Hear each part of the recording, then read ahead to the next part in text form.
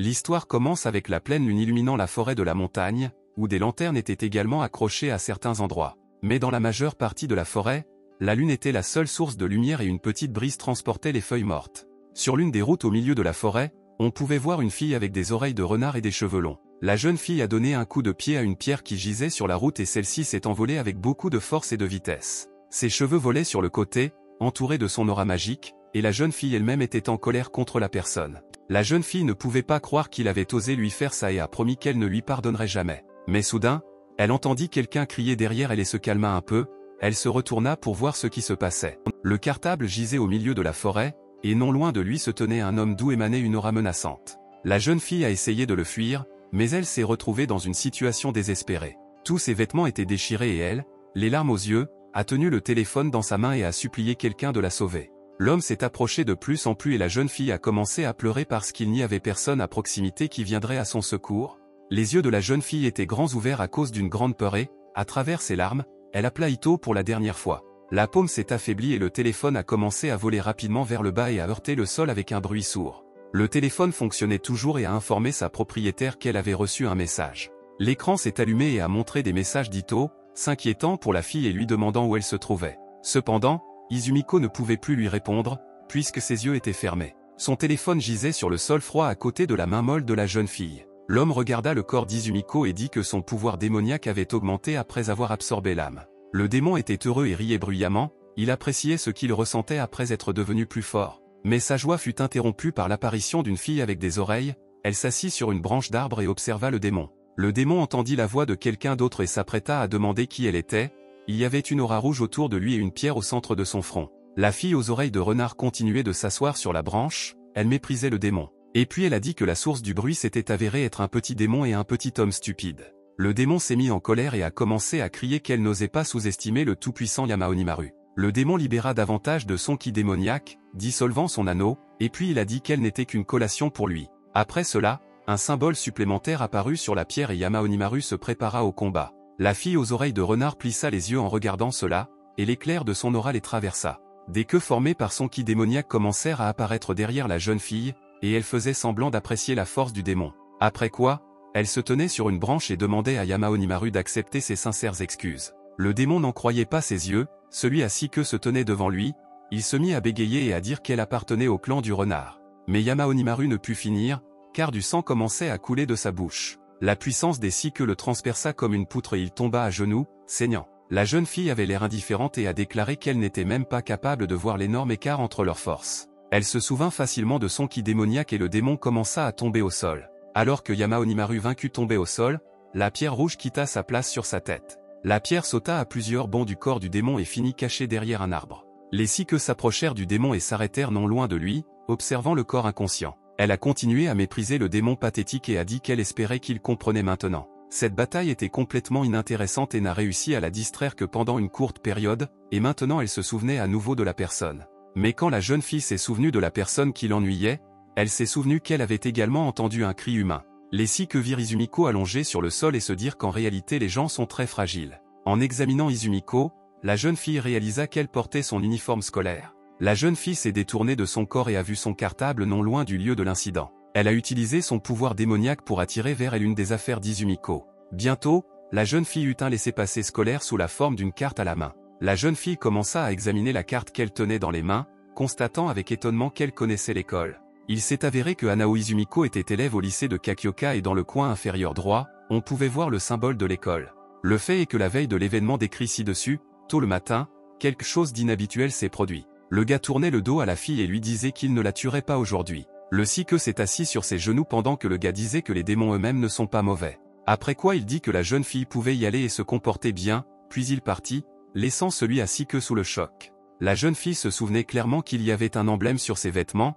et maintenant elle regardait exactement le même sur le laissez-passer d'Izumiko. Elle ne pouvait pas croire que ce type n'était qu'un lycéen du lycée Kakioki. Puis elle réalisa de manière dégoûtante qu'elle, Tamamono Mae, ne pouvait pas résister à un écolier ordinaire. Si auparavant elle était ennuyée d'avoir été vaincue par un humain, maintenant elle était simplement furieuse. Mais tout à coup, la jeune fille a eu une idée tout simplement géniale et elle allait immédiatement commencer à la mettre en œuvre. Le démonique ki de la jeune fille est apparu en grande quantité et elle se préparait à se transformer. Son pouvoir tourbillonnait autour de son corps alors qu'il changeait chaque centimètre carré de son corps pour la faire paraître humaine. Une fois la transformation terminée, la seule chose qui lui donnait une apparence de renard était un croc légèrement plus pointu que celui des humains. Maintenant, elle ressemblait à une jolie écolière avec 2 queues de cheval.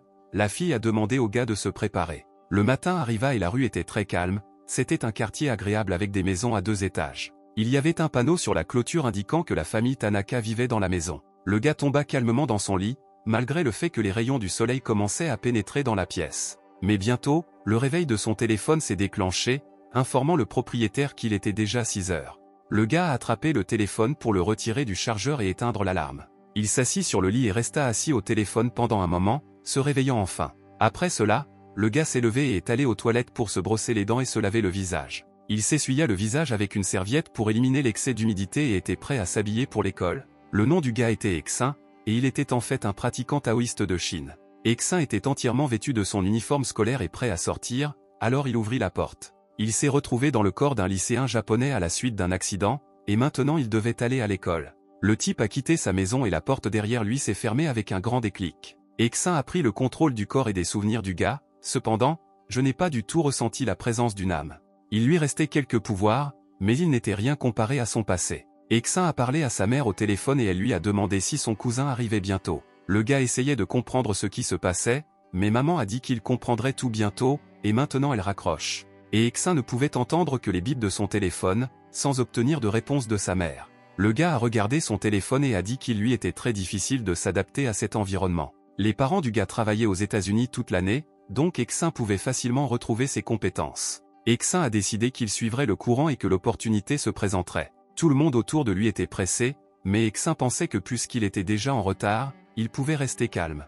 Mais quelque chose d'étrange l'a fait s'arrêter et regarder le bâtiment de l'école, sous le choc. Exin se tenait devant le bâtiment et réalisa que ce qui avait retenu son attention venait de l'école. C'était un ki démoniaque oppressant qui imprégnait absolument tout le bâtiment de l'école. La cloche a sonné pour le cours et tous les élèves devaient être dans la salle de classe. C'est pour cela que les couloirs de l'école étaient vides et qu'il était difficile d'y rencontrer quelqu'un. À ce moment-là, dans l'une des classes, l'enseignant présentait un nouvel élève transféré. Momoki Miyazawa s'est présentée à ses nouveaux camarades de classe et a déclaré qu'elle était heureuse de les rencontrer. Ses camarades de classe ont commencé à murmurer que la fille venait d'une famille riche parce qu'elle s'appelait Miss. La jeune fille regardait les gens et les traitait mentalement de stupides et voulait qu'ils s'agenouillent devant elle. Soudain, la porte du bureau commença à s'ouvrir et cela attira l'attention de la jeune fille. Exin est apparu à la porte, demandant maladroitement pardon au professeur pour son retard. Le professeur a salué Tanaka et lui a demandé de rencontrer le nouvel étudiant transféré. Exin regarda la fille et croisa son regard, c'était comme s'ils étaient complètement seuls.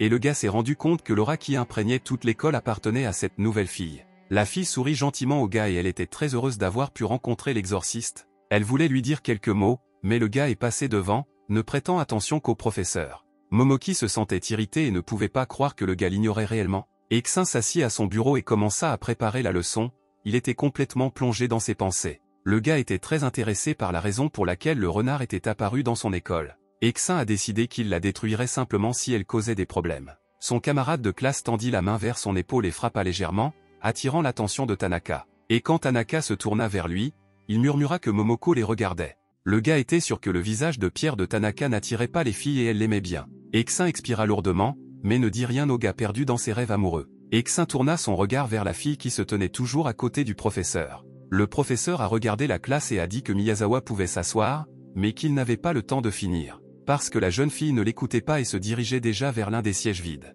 Les gars ont regardé avec surprise la jeune fille marcher avec confiance entre les rangées. Le gars qui était assis derrière Tanaka s'est levé de son siège et a dit qu'elle pouvait s'asseoir à côté d'elle. Mais Miyazawa ignora cette suggestion et posa son sac sur le bureau à côté de Tanaka, le gars était bouleversé. Momoki Miyazawa s'est assise à son bureau et a dit à tout le monde qu'elle y resterait désormais assise. La jeune fille se tourna vers Tanaka, lui fit un clin d'œil et dit qu'elle était très heureuse de le rencontrer. Une lueur de son ki démoniaque apparut dans ses yeux et elle l'appela maître exorciste. Exin regarda en arrière et montra également à la fille le pouvoir qu'il possédait. Le temps de faire connaissance avec la nouvelle fille est passé et c'est l'heure du cours dans le bâtiment de l'école. L'enseignant s'est tenu près du tableau et a dit qu'il montrerait comment transformer l'expression. Exin a rappelé le renard démoniaque qui s'est transformé en une belle femme et a trompé l'empereur. Le gars a regardé son cahier et s'est demandé si Momoko était le même renard. Exin sentit à nouveau le contact hésitant de la main de quelqu'un d'autre sur son épaule droite. Un camarade de classe a appelé Tanaka et le gars s'est tourné vers lui pour savoir ce qu'ils attendaient de lui. Shino fondit en larmes et demanda pourquoi Momoko l'avait salué mais n'avait pas prêté attention à lui.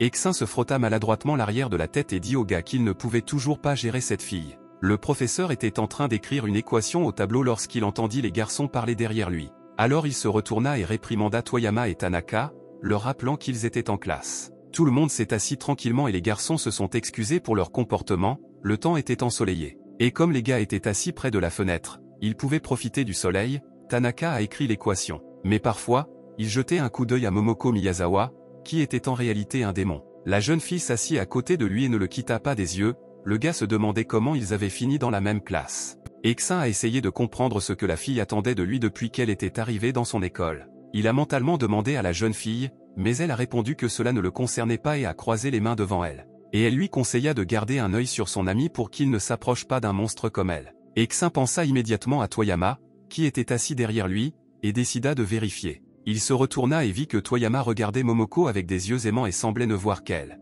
La jeune fille vit que son plan avait fonctionné et l'exorciste se retourna et baissa ses défenses. Eksin ne pouvait pas croire que Toyama ne pouvait pas détourner ses yeux affectueux du démon et ne savait pas quoi faire à ce sujet. Et Momoko Miyazawa a profité du moment et a envoyé au gars un charme de renard. Le cœur s'est envolé droit vers Eksin, et la fille était déjà heureuse de le rembourser pour l'humiliation. Cependant, juste à côté du visage, le cœur s'est écrasé contre quelque chose et a rebondi sur le gars dans l'autre sens. Le démon regarda avec surprise son cœur s'éloigner de la cible et réalisa que le gars portait une barrière. La fille lui a demandé mentalement s'il était vraiment assis en classe avec une barrière, et le gars a répondu que tout cela était à cause d'elle. Eksin entendit des sons étranges de la part de la fille qui était assise devant lui et la regardait. Il vit qu'une aura étrange émanait de la jeune fille, et les sons étranges ne faisaient que devenir plus forts. Les joues de la jeune fille étaient rouges, elle respirait fort et serrait sa poitrine sous son uniforme scolaire. La fille avait très chaud et elle serrait ses jambes tout en continuant à serrer ses seins. Cela a été remarqué non seulement par Tanaka, mais aussi par Toyama, ils regardèrent la jeune fille avec attention.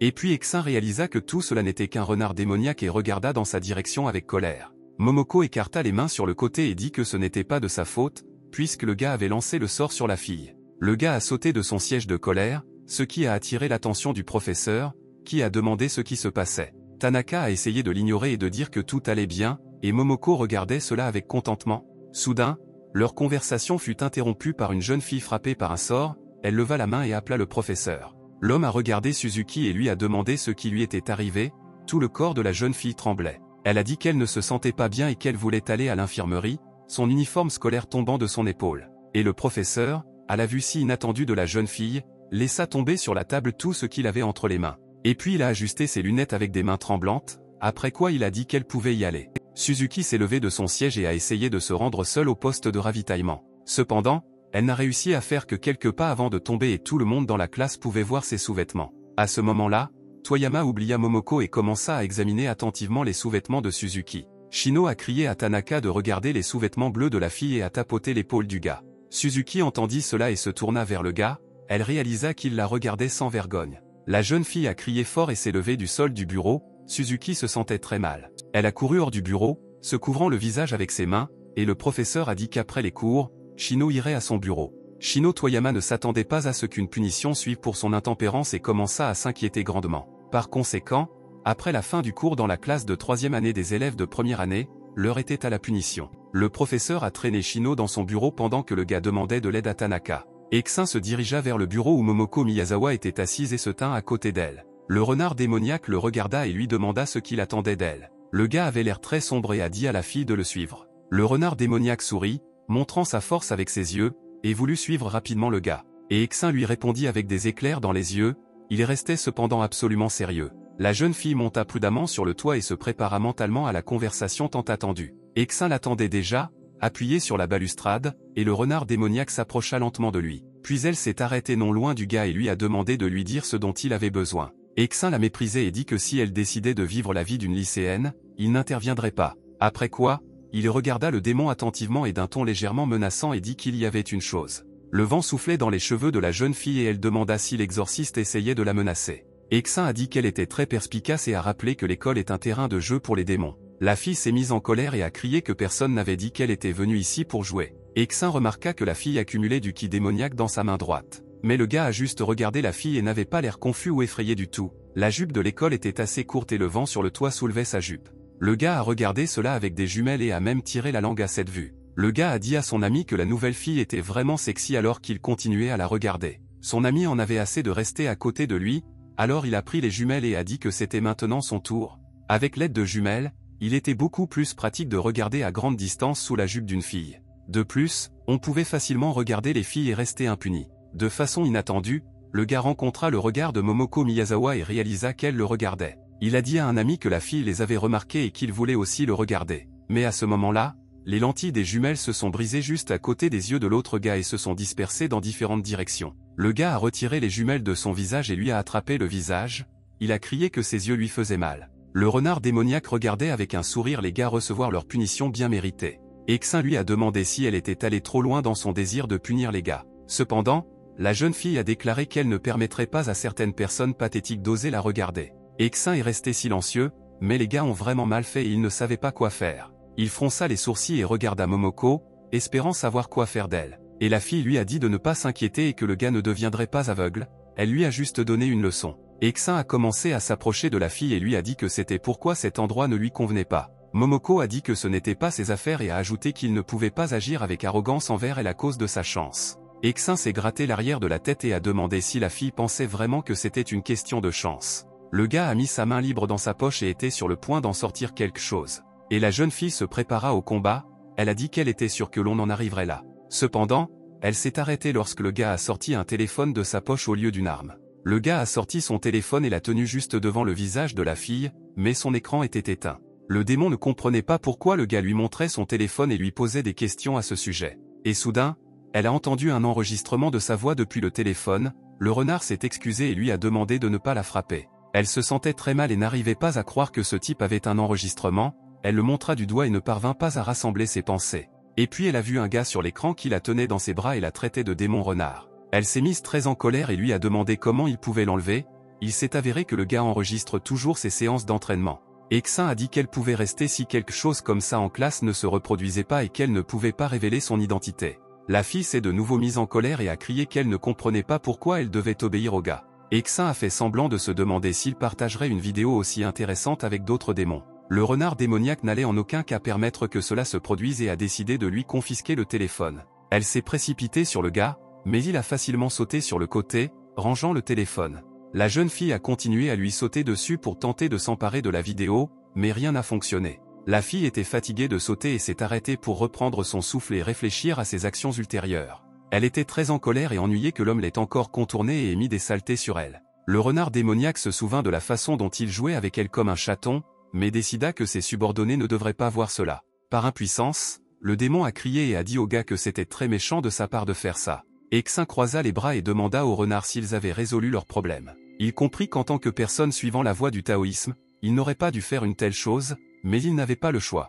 La jeune fille a obstinément demandé si elle pouvait faire quelque chose si quelqu'un la provoquait. Mais Exin a dit au renard démoniaque que même dans ce cas, elle ne devrait jamais toucher personne. Le démon savait qu'elle n'était pas en position de discuter, elle dut donc accepter les conditions. Cependant, elle a promis qu'un jour elle vaincrait l'exorciste et supprimerait ensuite cette vidéo honteuse. Mais quand la fille a fini son discours, elle a vu que l'endroit où se tenait le gars était déjà vide. Exin a réussi à la dépasser et à se retrouver derrière elle. Maintenant, il se dirigea vers la sortie et l'appela avec lui. Le gars était sur le point de retourner à l'école et a dit à la fille que le professeur lui avait demandé de lui montrer l'école. Exin commença à descendre les escaliers lorsqu'une fille apparut derrière lui et l'appela. Elle a demandé si le gars avait peur qu'elle puisse facilement le tuer. Exin examina attentivement le renard démoniaque confiant, puis se détourna. Il a continué et a demandé à la fille de ne pas trop pleurer la prochaine fois qu'elle perdrait. Et la jeune fille est redevenue furieuse de voir avec quelle légèreté le gars a pris ses menaces. Le bâtiment de l'école était assez grand et il a fallu du temps pour le montrer dans son intégralité. Exin et le renard démoniaque sont sortis du bâtiment de l'école dans la rue et dans une petite cour.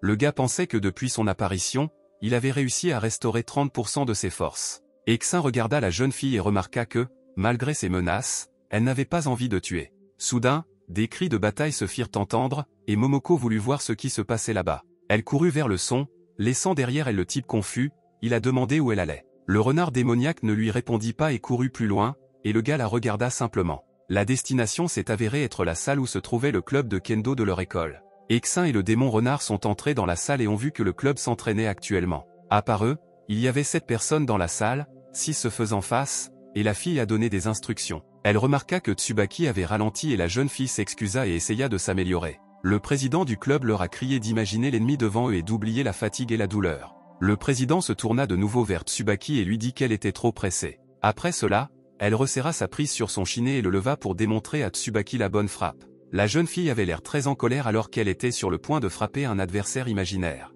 Et son coup était très fort, un fort courant d'air pouvait être ressenti à distance. Tsubaki regardait Aoki Sanpei avec admiration et réfléchissait à sa force. Les gars du club ont commencé à parler de la façon dont le président était de nouveau en colère à cause du comité d'ordre public. Aoki se tourna vers la fille et lui demanda si elle avait réalisé ses erreurs, et Tsubaki la remercia joyeusement. Xin s'est tourné vers la sortie et a demandé au renard démoniaque de partir afin de ne pas interférer avec l'entraînement des autres. Le gars est parti et a noté avec regret que le coup d'Aoki contenait trop d'émotions négatives. Momoko s'est tourné vers le gars et lui a demandé s'il pensait que les gestes du président étaient trop médiocres. Aoki entendit cette remarque et jeta un regard furieux vers la porte. Elle a demandé qui était intelligent là-bas. Tsubaki a sorti son shinai et a crié « Comment ose-t-il provoquer le président du club de Kendo ?» Le renard démoniaque regarda le type frémissant alors qu'elle répétait après Tsubaki qu'il provoquait Aoki. Après cela, Momoko Miyazawa s'est retournée et a demandé si cette fille était la présidente du club de Kendo. Et puis, ravie, elle a déclaré qu'une personne dotée d'un pouvoir aussi insignifiant était tout simplement indigne de ses provocations.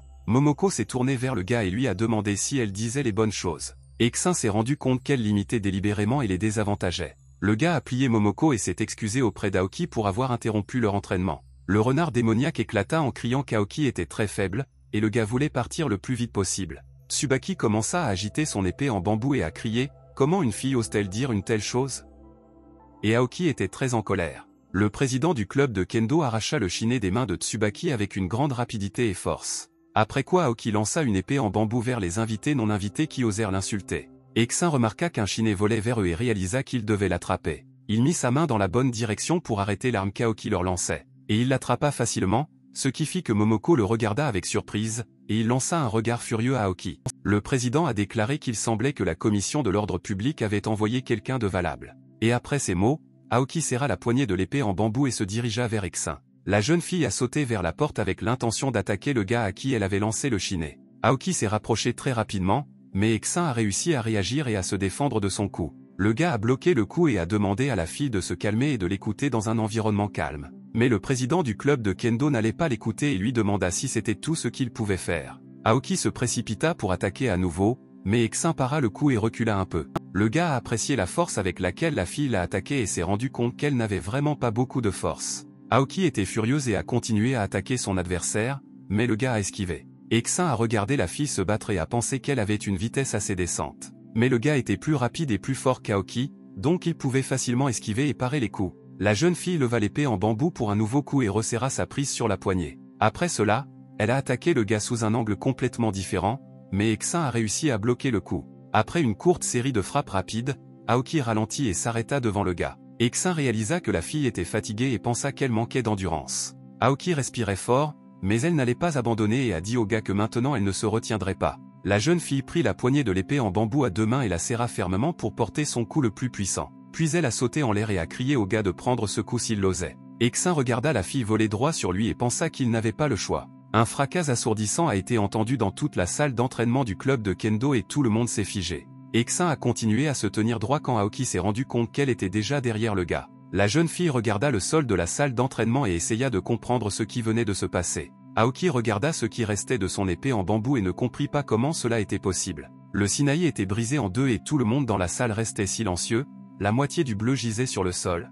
Tsubaki a commencé à s'indigner du fait que cela était contraire aux règles et le reste des membres du club l'a soutenu. Aoki était très en colère et a crié à ses élèves de faire taire tout le monde immédiatement. Les étudiants ont déclaré à l'unanimité qu'ils obéissaient à leur capitaine et se sont figés sur place. Aoki avait l'air très bouleversée et sombre alors qu'elle s'approchait silencieusement du gars après le combat. Xin lui tendit l'épée de bambou intacte qui était toujours entre ses mains. Il s'est excusé d'avoir insulté Aoki et a demandé à la jeune fille de l'écouter à nouveau. La jeune fille accepta le shinai, et Xin a admis qu'il n'avait rien à voir avec le comité de l'ordre public. Momoko a voulu entrer dans leur conversation et a commencé à dire ce qu'elle était vraiment, mais le gars s'est empressé de l'arrêter. Xin frappa légèrement le démon renard sur le dessus de sa tête pour le faire taire. Après cela, il s'excusa maladroitement auprès d'Aoki et lui dit qu'il était temps pour eux de partir. Xin conduisait Momoki hors de la salle d'entraînement du club de Kendo quand Aoki l'appela soudainement. Le gars s'est retourné vers la fille pour découvrir ce qu'elle attendait de lui. Aoki avait l'air confus.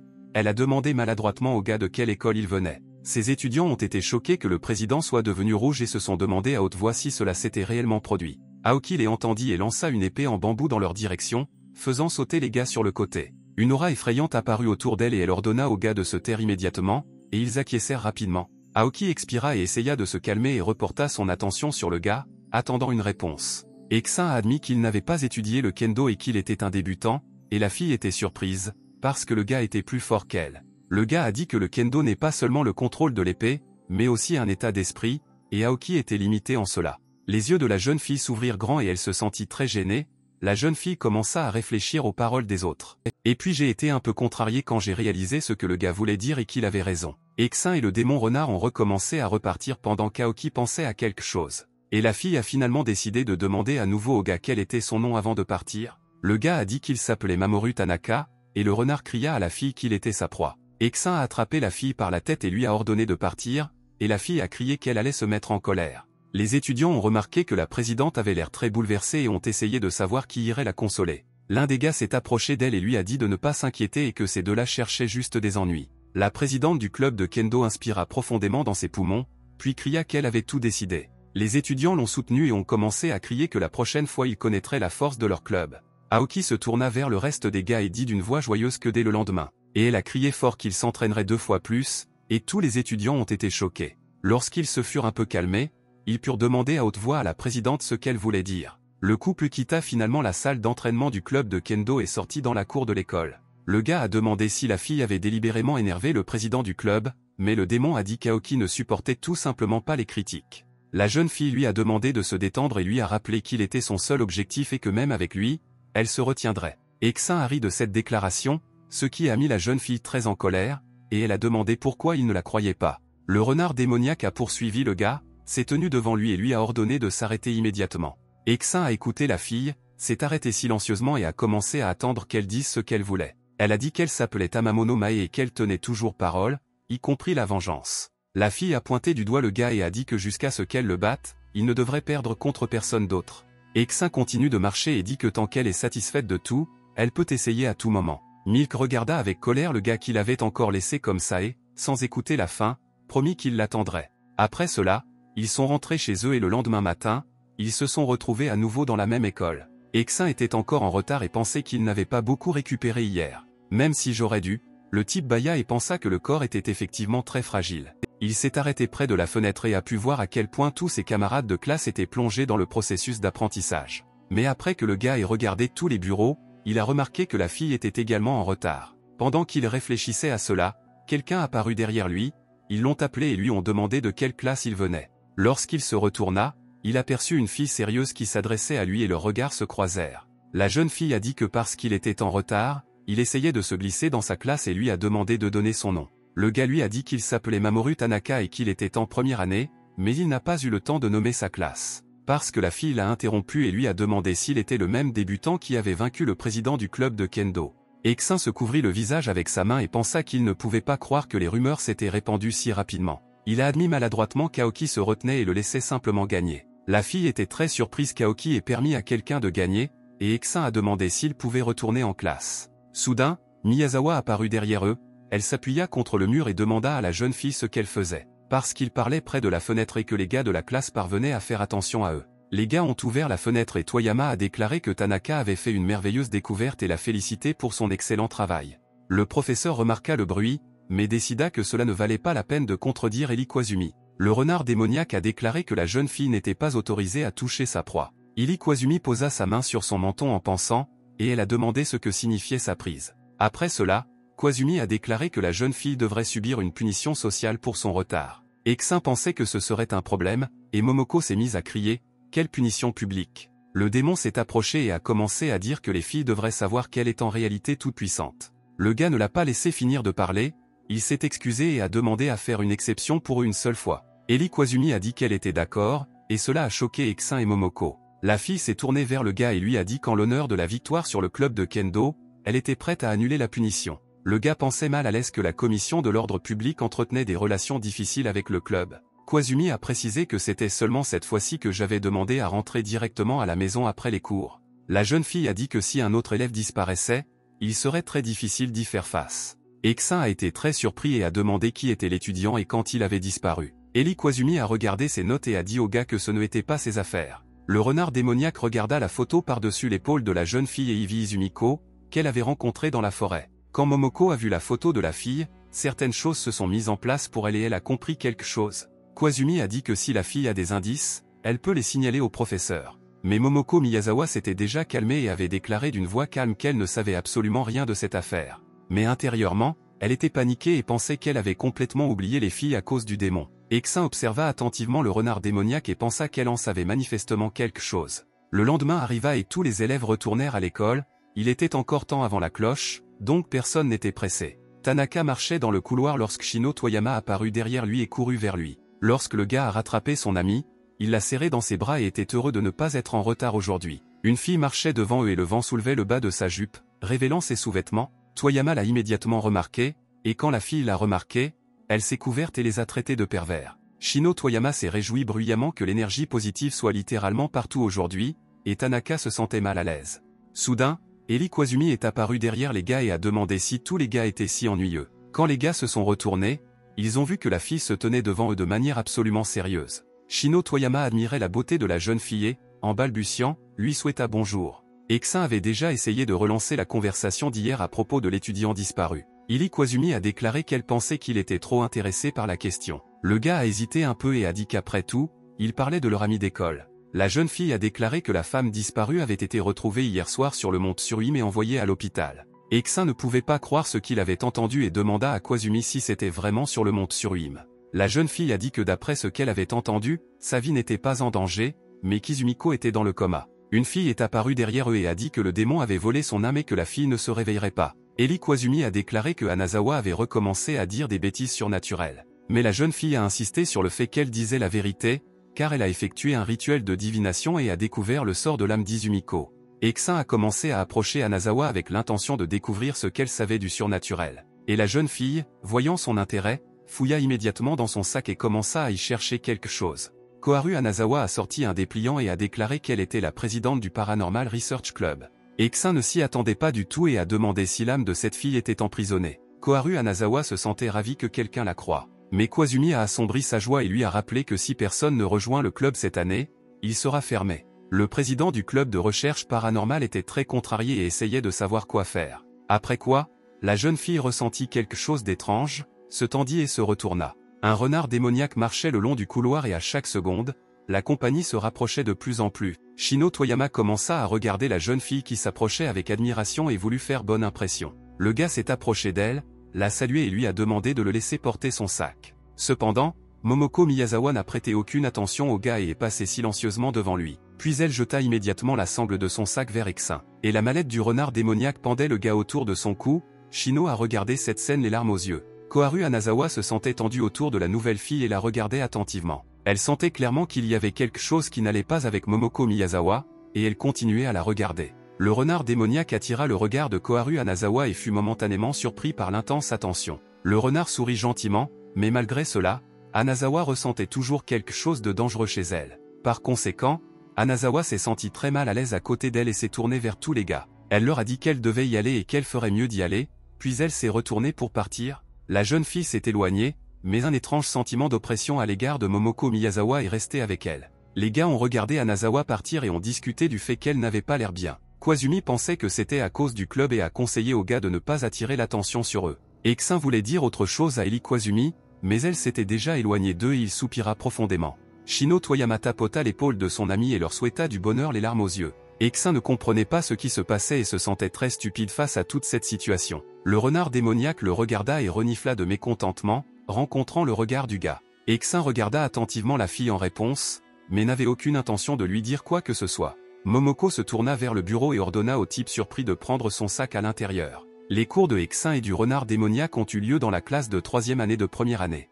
Finalement, la journée d'école touchait à sa fin et les élèves s'empressaient de cacher leurs manuels. Le professeur a demandé à tout le monde d'être prudent sur le chemin du retour et de se souvenir de l'incident avec Mei Izumiko. Eksin regarda le renard démoniaque qui emballait ses affaires, il pensa qu'elle était très calme aujourd'hui. La fille s'est levée et a commencé à quitter le bureau sans dire au revoir au gars. Momoko Miyazawa avait l'air calme, mais c'était ce qui la rendait le plus nerveuse.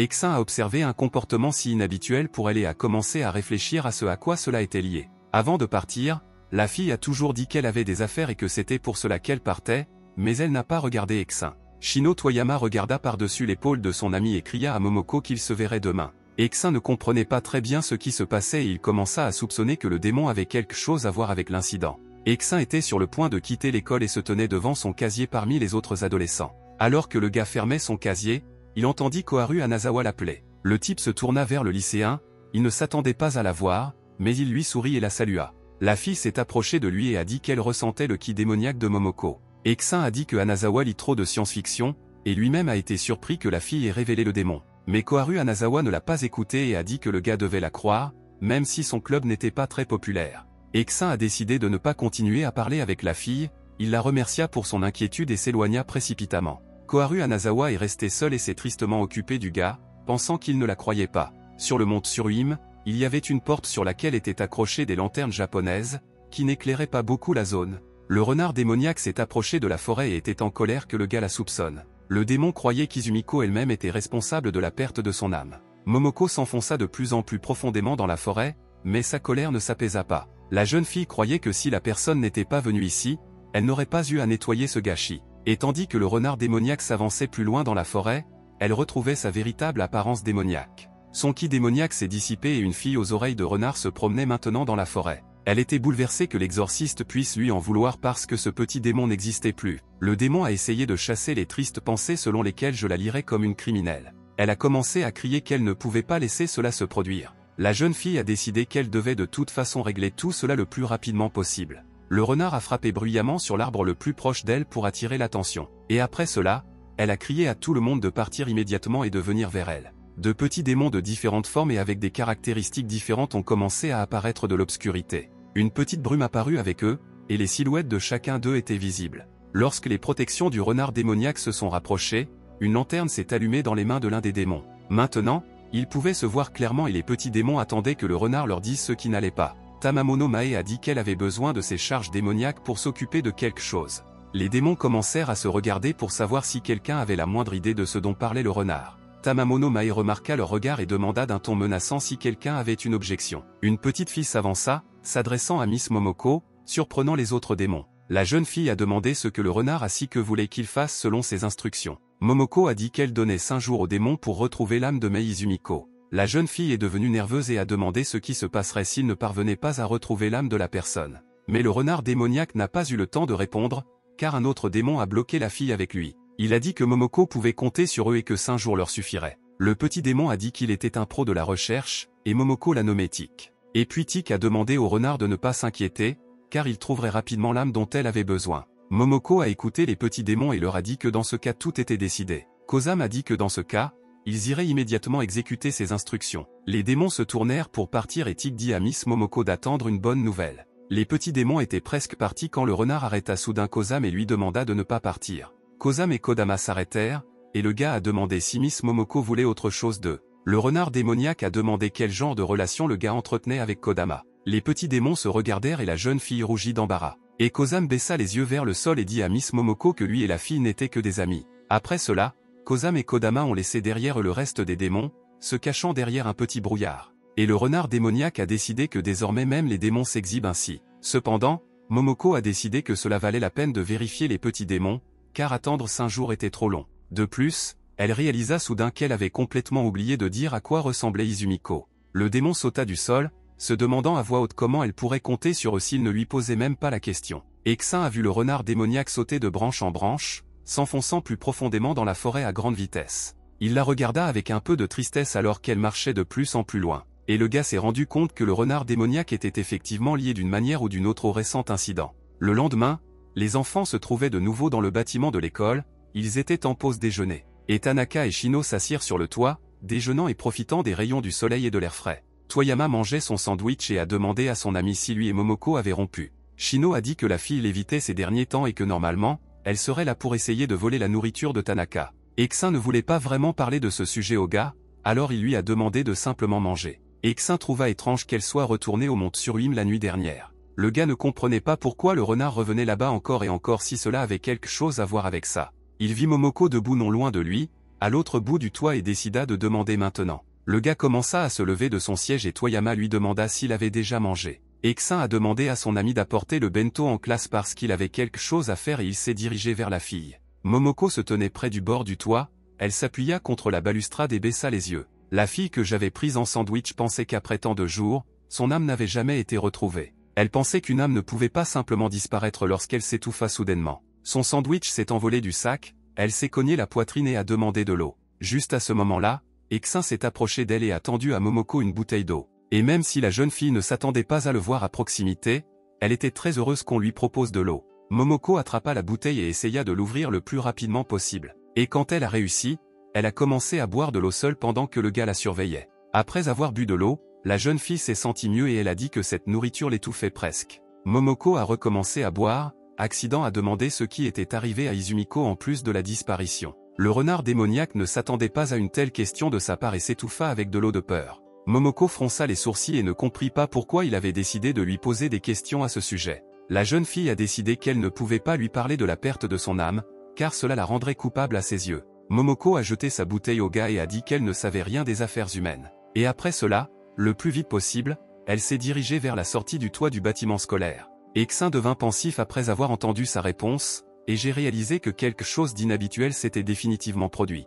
C'était le soir et la journée d'école était terminée depuis longtemps, mais Eksin voulait vérifier quelque chose. Par conséquent, après la fin de la journée d'école, le gars s'est dirigé vers le bâtiment de l'hôpital, c'était juste le temps des visites là-bas. Il est venu à l'hôpital Ire, c'était un grand bâtiment avec de nombreux départements différents. Et Eksin pensait que Mei Izumiko devrait être allongée quelque part dans cet hôpital. Il marcha le long des couloirs blancs et vides, se dirigeant vers la salle de la jeune fille blessée. Quand Eksin est arrivé au bon endroit, il s'est arrêté et s'est assuré qu'il était bienvenu à Izumiko. Il y avait une femme assise à côté du lit d'hôpital, et le gars lui a dit bonjour et lui a présenté ses excuses. La femme le regarda, bouleversée, et lui demanda qui il était. Eksin a souri et a dit qu'il était l'ami d'école d'Izumiko et qu'il était venu lui rendre visite. La femme a cru ses paroles et a invité le gars à entrer dans la pièce, Eksin commença à marcher vers la fille. Le type s'excusa pour son intrusion inattendue et s'inclina légèrement devant la femme. Eksin est allé à l'hôpital juste après l'école, il portait donc toujours son uniforme scolaire. La femme s'inclina et dit qu'elle était la sœur aînée d'Izumiko, Eri Anao. Le gars s'est incliné en arrière et a dit qu'il s'appelait Mamoru Tanaka. Eri a dit qu'il n'avait aucune idée de ce qui ne va pas chez elle, parce que les médecins disent que tout va bien. Mais malgré le fait que tous les indicateurs physiques soient normaux, Izumiko est toujours dans le coma. Eksin s'est rapproché de la fille et a commencé à examiner attentivement Mei Izumiko. Si le gars n'avait pas de capacité spéciale, ce serait une activité inutile pour lui. Mais grâce à ses pouvoirs, Eksin a pu remarquer quelque chose d'inhabituel, ce qui l'a aidé dans son enquête. La femme a versé de l'eau chaude et a admis que pour le bien de sa sœur, il n'était pas allé travailler depuis plusieurs jours. Mais à son grand regret, Izumiko ne se réveille pas, la femme tendit au gars un verre d'eau et lui demanda de boire. Eksin a remercié la fille pour son inquiétude, elle a dit qu'il devait y aller. Eri a remercié le gars pour la visite, et Eksin a promis qu'il reviendrait bientôt. Quand la nuit est tombée, le gars était toujours près de l'hôpital où gisait Mei Izumiko. Quand Eksin était dans la salle, il a réussi à récupérer un des cheveux de la jeune fille. Maintenant, le gars était sûr qu'Izumiko avait réellement perdu son âme. Et il a décidé que puisqu'elle ne pouvait pas revenir seule, il l'appellerait pour l'aider. Eksin a utilisé son pouvoir et a lancé un sort censé attirer l'âme de la jeune fille vers ses cheveux. Le gars a rempli sa main d'énergie et a commencé à lire une prière et à fabriquer des sceaux. Bientôt, un énorme symbole est apparu devant le gars et il a pu terminer le rituel en appelant l'âme. Le rituel a fonctionné et l'âme de Mei Izumiko a commencé à apparaître dans les airs devant le gars. Cependant, malgré tous les efforts déployés par l'âme de la jeune fille, elle n'a jamais pu prendre forme. Elle est donc restée un court moment devant le gars sous la forme d'une vague silhouette, puis a disparu. Eksin réalisa que quelque chose la retenait depuis qu'elle avait répondu, mais elle était toujours incapable de se matérialiser. Kodama traversa la forêt et fit de son mieux pour trouver où était passée l'âme humaine. Soudain, derrière l'un des arbres, elle remarqua une étrange lueur rouge. La jeune fille ne s'attendait pas du tout à voir quelque chose comme ça et commença à s'approcher pour mieux voir. La lueur rouge provenait de la pierre rouge, sur laquelle un étrange symbole était peint. Kodama ramassa la pierre de terre et commença à l'examiner sous différents angles, demandant ce que c'était. La pierre demanda si le petit démon voulait du pouvoir et lui proposa de ne faire qu'un avec lui afin d'acquérir du pouvoir. Kodama a libéré la pierre de ses mains et a déclaré qu'elle cherchait simplement l'âme de la jeune fille, et puis la pierre a décidé de lui emmener le petit démon. La pierre rouge commença à émettre une lueur rouge, empêtrant complètement le petit démon et l'attirant vers elle. Kodama a vu son âme quitter son corps et ne pouvait pas comprendre comment cela pouvait arriver. La jeune fille a pleuré en regardant la pierre et s'est rendu compte qu'elle était sur le point d'être tout simplement engloutie. Cependant, cela ne s'est pas produit, car un autre démon est soudainement apparu et a rompu le lien entre la pierre et son âme. Ce démon s'est avéré être Kozam, qui a bloqué la fille avec lui-même, repoussant la pierre. Exactement 5 jours se sont écoulés depuis la tâche de Miss Momoko de retrouver l'âme. Par conséquent, le renard démoniaque est réapparu sur le mont Tsuruim la nuit, elle passa devant le portail avec des lanternes japonaises. Et sous les traits d'une jeune fille aux oreilles de renard, elle s'enfonça dans les profondeurs de la forêt pour rencontrer ses protégés. Elle comptait sur les petits démons pour trouver au moins de petits indices, alors elle se mit au travail. Momoko ne se souciait plus beaucoup de savoir si elle allait mourir ou non, puisque cela n'avait rien à voir avec elle. Lorsque le renard atteignit le lieu de rendez-vous, il était déjà minuit et la lune illuminait brillamment la zone. Tous les petits démons sont venus à la rencontre de Miss Momoko, et le renard a découvert Magatama. Kozam tendit une pierre à la jeune fille et lui raconta les événements de la nuit précédente, ainsi que le fait que l'âme de la jeune fille était à l'intérieur. Momoko a pris la pierre, sinon je la regarde attentivement, je pense qu'elle me semble très familière. Puis elle se souvint de l'image de ce petit démon et réalisa que le Magatama lui appartenait. Elle sourit de contentement et dit que dans ce cas, l'âme d'Izumiko devrait être à l'intérieur. Kodama se tourna vers le renard démoniaque et lui dit que Magatama était très dangereux. Mais Momoko a dit à la fille de ne pas s'inquiéter, car elle est beaucoup plus forte et dans ses mains, la pierre n'est qu'un jouet. Tik a joyeusement confirmé les paroles de Miss Momoko et a commencé à crier que la fille était le plus fort des démons. Le renard démoniaque a dit que puisqu'ils auraient résolu son problème, elle les récompenserait tous par l'étouffement. Et les petits démons étaient très heureux et commencèrent à souhaiter longue vie à Miss Momoko. Le renard démoniaque portait une pierre dans ses mains et ne pouvait pas croire que l'âme d'Izumiko était dedans tout le temps. Elle se dirigeait vers la sortie de la forêt et était très mécontente que les recherches prennent autant de temps. La jeune fille a utilisé son ki démoniaque pour commencer sa transformation en humaine. Et quand ce fut fini, Momoko était sur le point d'aller à l'hôpital où gisait Izumiko. La fille fronça les sourcils et pensa que quand Izumiko ira mieux, tout redeviendra comme avant. Après cela, la jeune fille, accompagnée de la pierre, s'est dirigée vers la sortie du mont Tsuruim afin de terminer rapidement le travail. Elle devait se rendre à l'hôpital Iré dans la préfecture de Saitama pour profiter du temps pendant que tout le monde dormait. Après un certain temps, Momoko arriva finalement à l'hôpital et entra. Eksin a vu le renard démoniaque entrer à l'hôpital Iré et a été très surpris.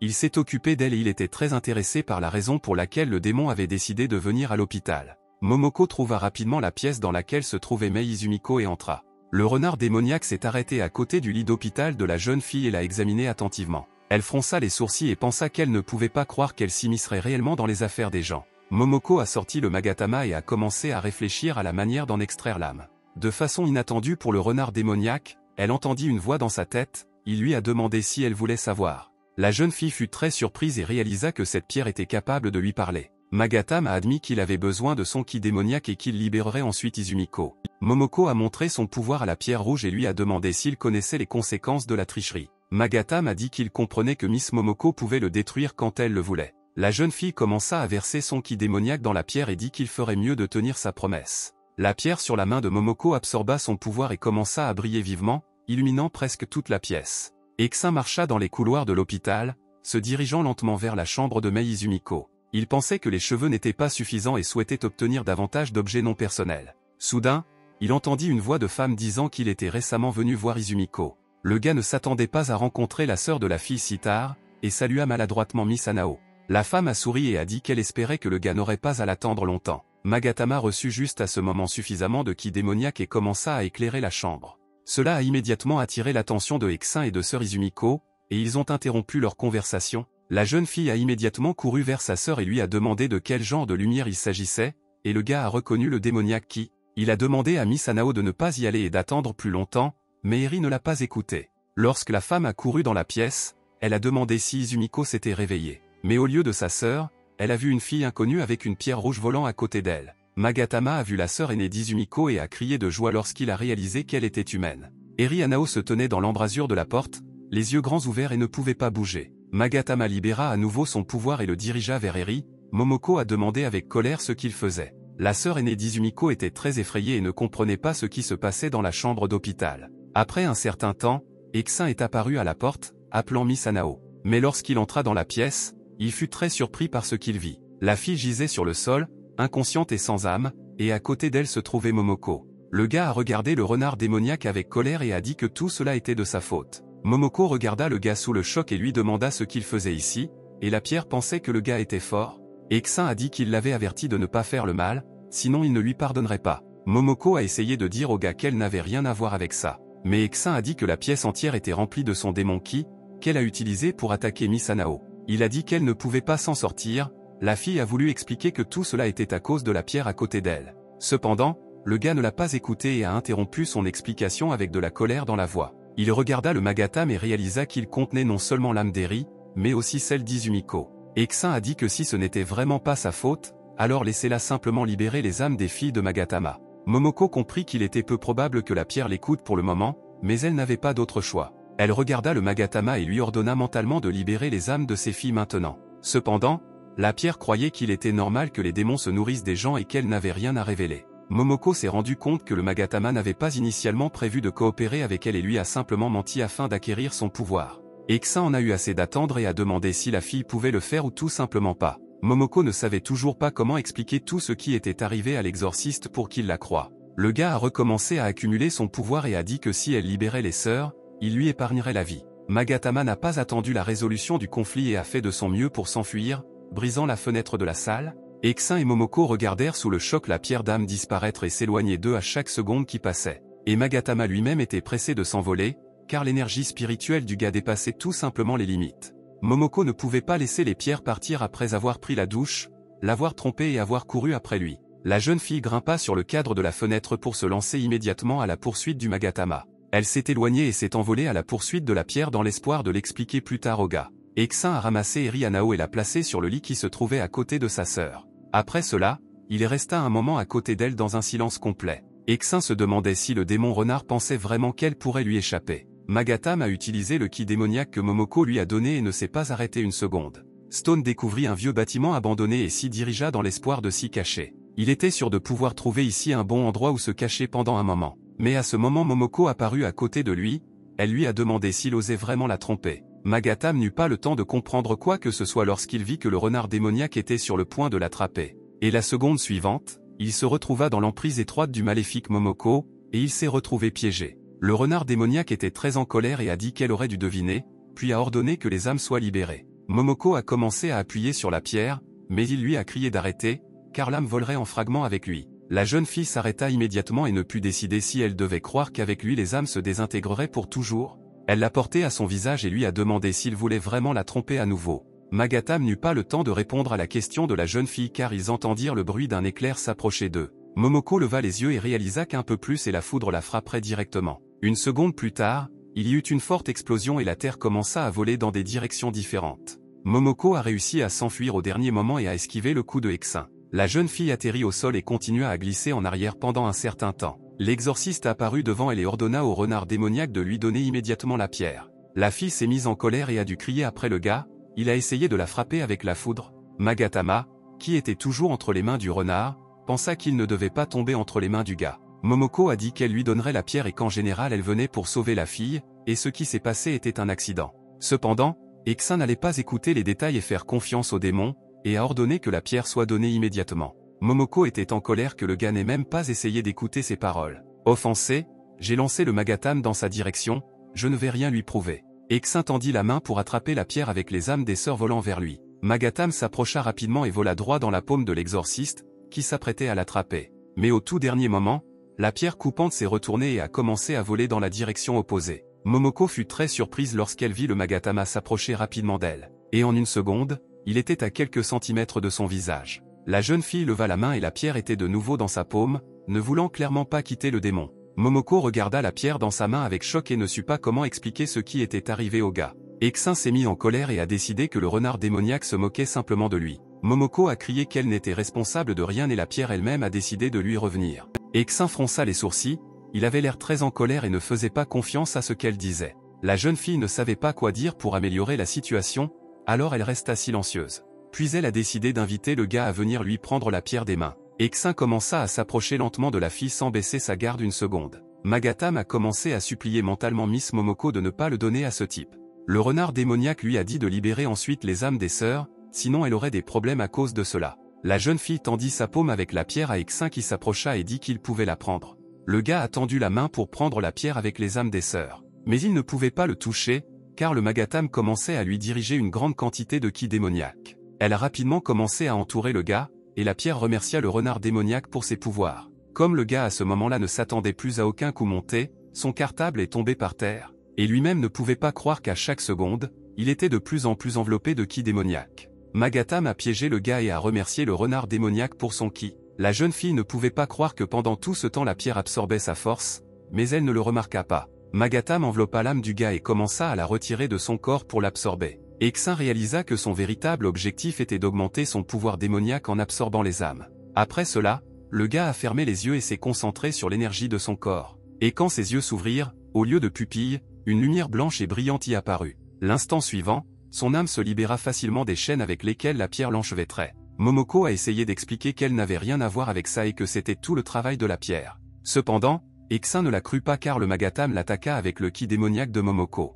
Le gars a fait un saut et a dit qu'après tout, un démon est un démon et que cette fois il ne lui permettra pas de partir. Le renard démoniaque n'a pas perdu espoir qu'il puisse parler et tout découvrir. Mais le type l'avait déjà attaqué avec beaucoup de force avec de nombreux éclairs, et je n'avais pas le temps de lui parler. Elle recula plusieurs fois, et la pierre la suivit, évitant les coups. Même si la jeune fille esquiva rapidement, à chaque fois la foudre se rapprochait de plus en plus d'elle. Momoko a couvert son visage des débris de terre et de la poussière qui s'envolaient des coups de foudre. La jeune fille s'est arrêtée non loin du bâtiment, continuant à se couvrir le visage, elle a compris qu'il n'y avait nulle part où courir. Momoko respirait fort, tout son corps était couvert de contusions et d'égratignures. Magatam a demandé à la fille de lui donner à nouveau de la force pour qu'il puisse à nouveau essayer d'absorber l'âme du gars. Mais le renard démoniaque ne voulut pas écouter un seul mot et lui ordonna de se taire immédiatement. Les coups ont cessé et Momoko a de nouveau essayé de parler et de s'expliquer avec le gars. Mais il ne l'a pas écouté et a refait le saut, cette fois je vais rendre le sort plus fort que les précédents. Il a demandé si le renard démoniaque essayait toujours de le tromper,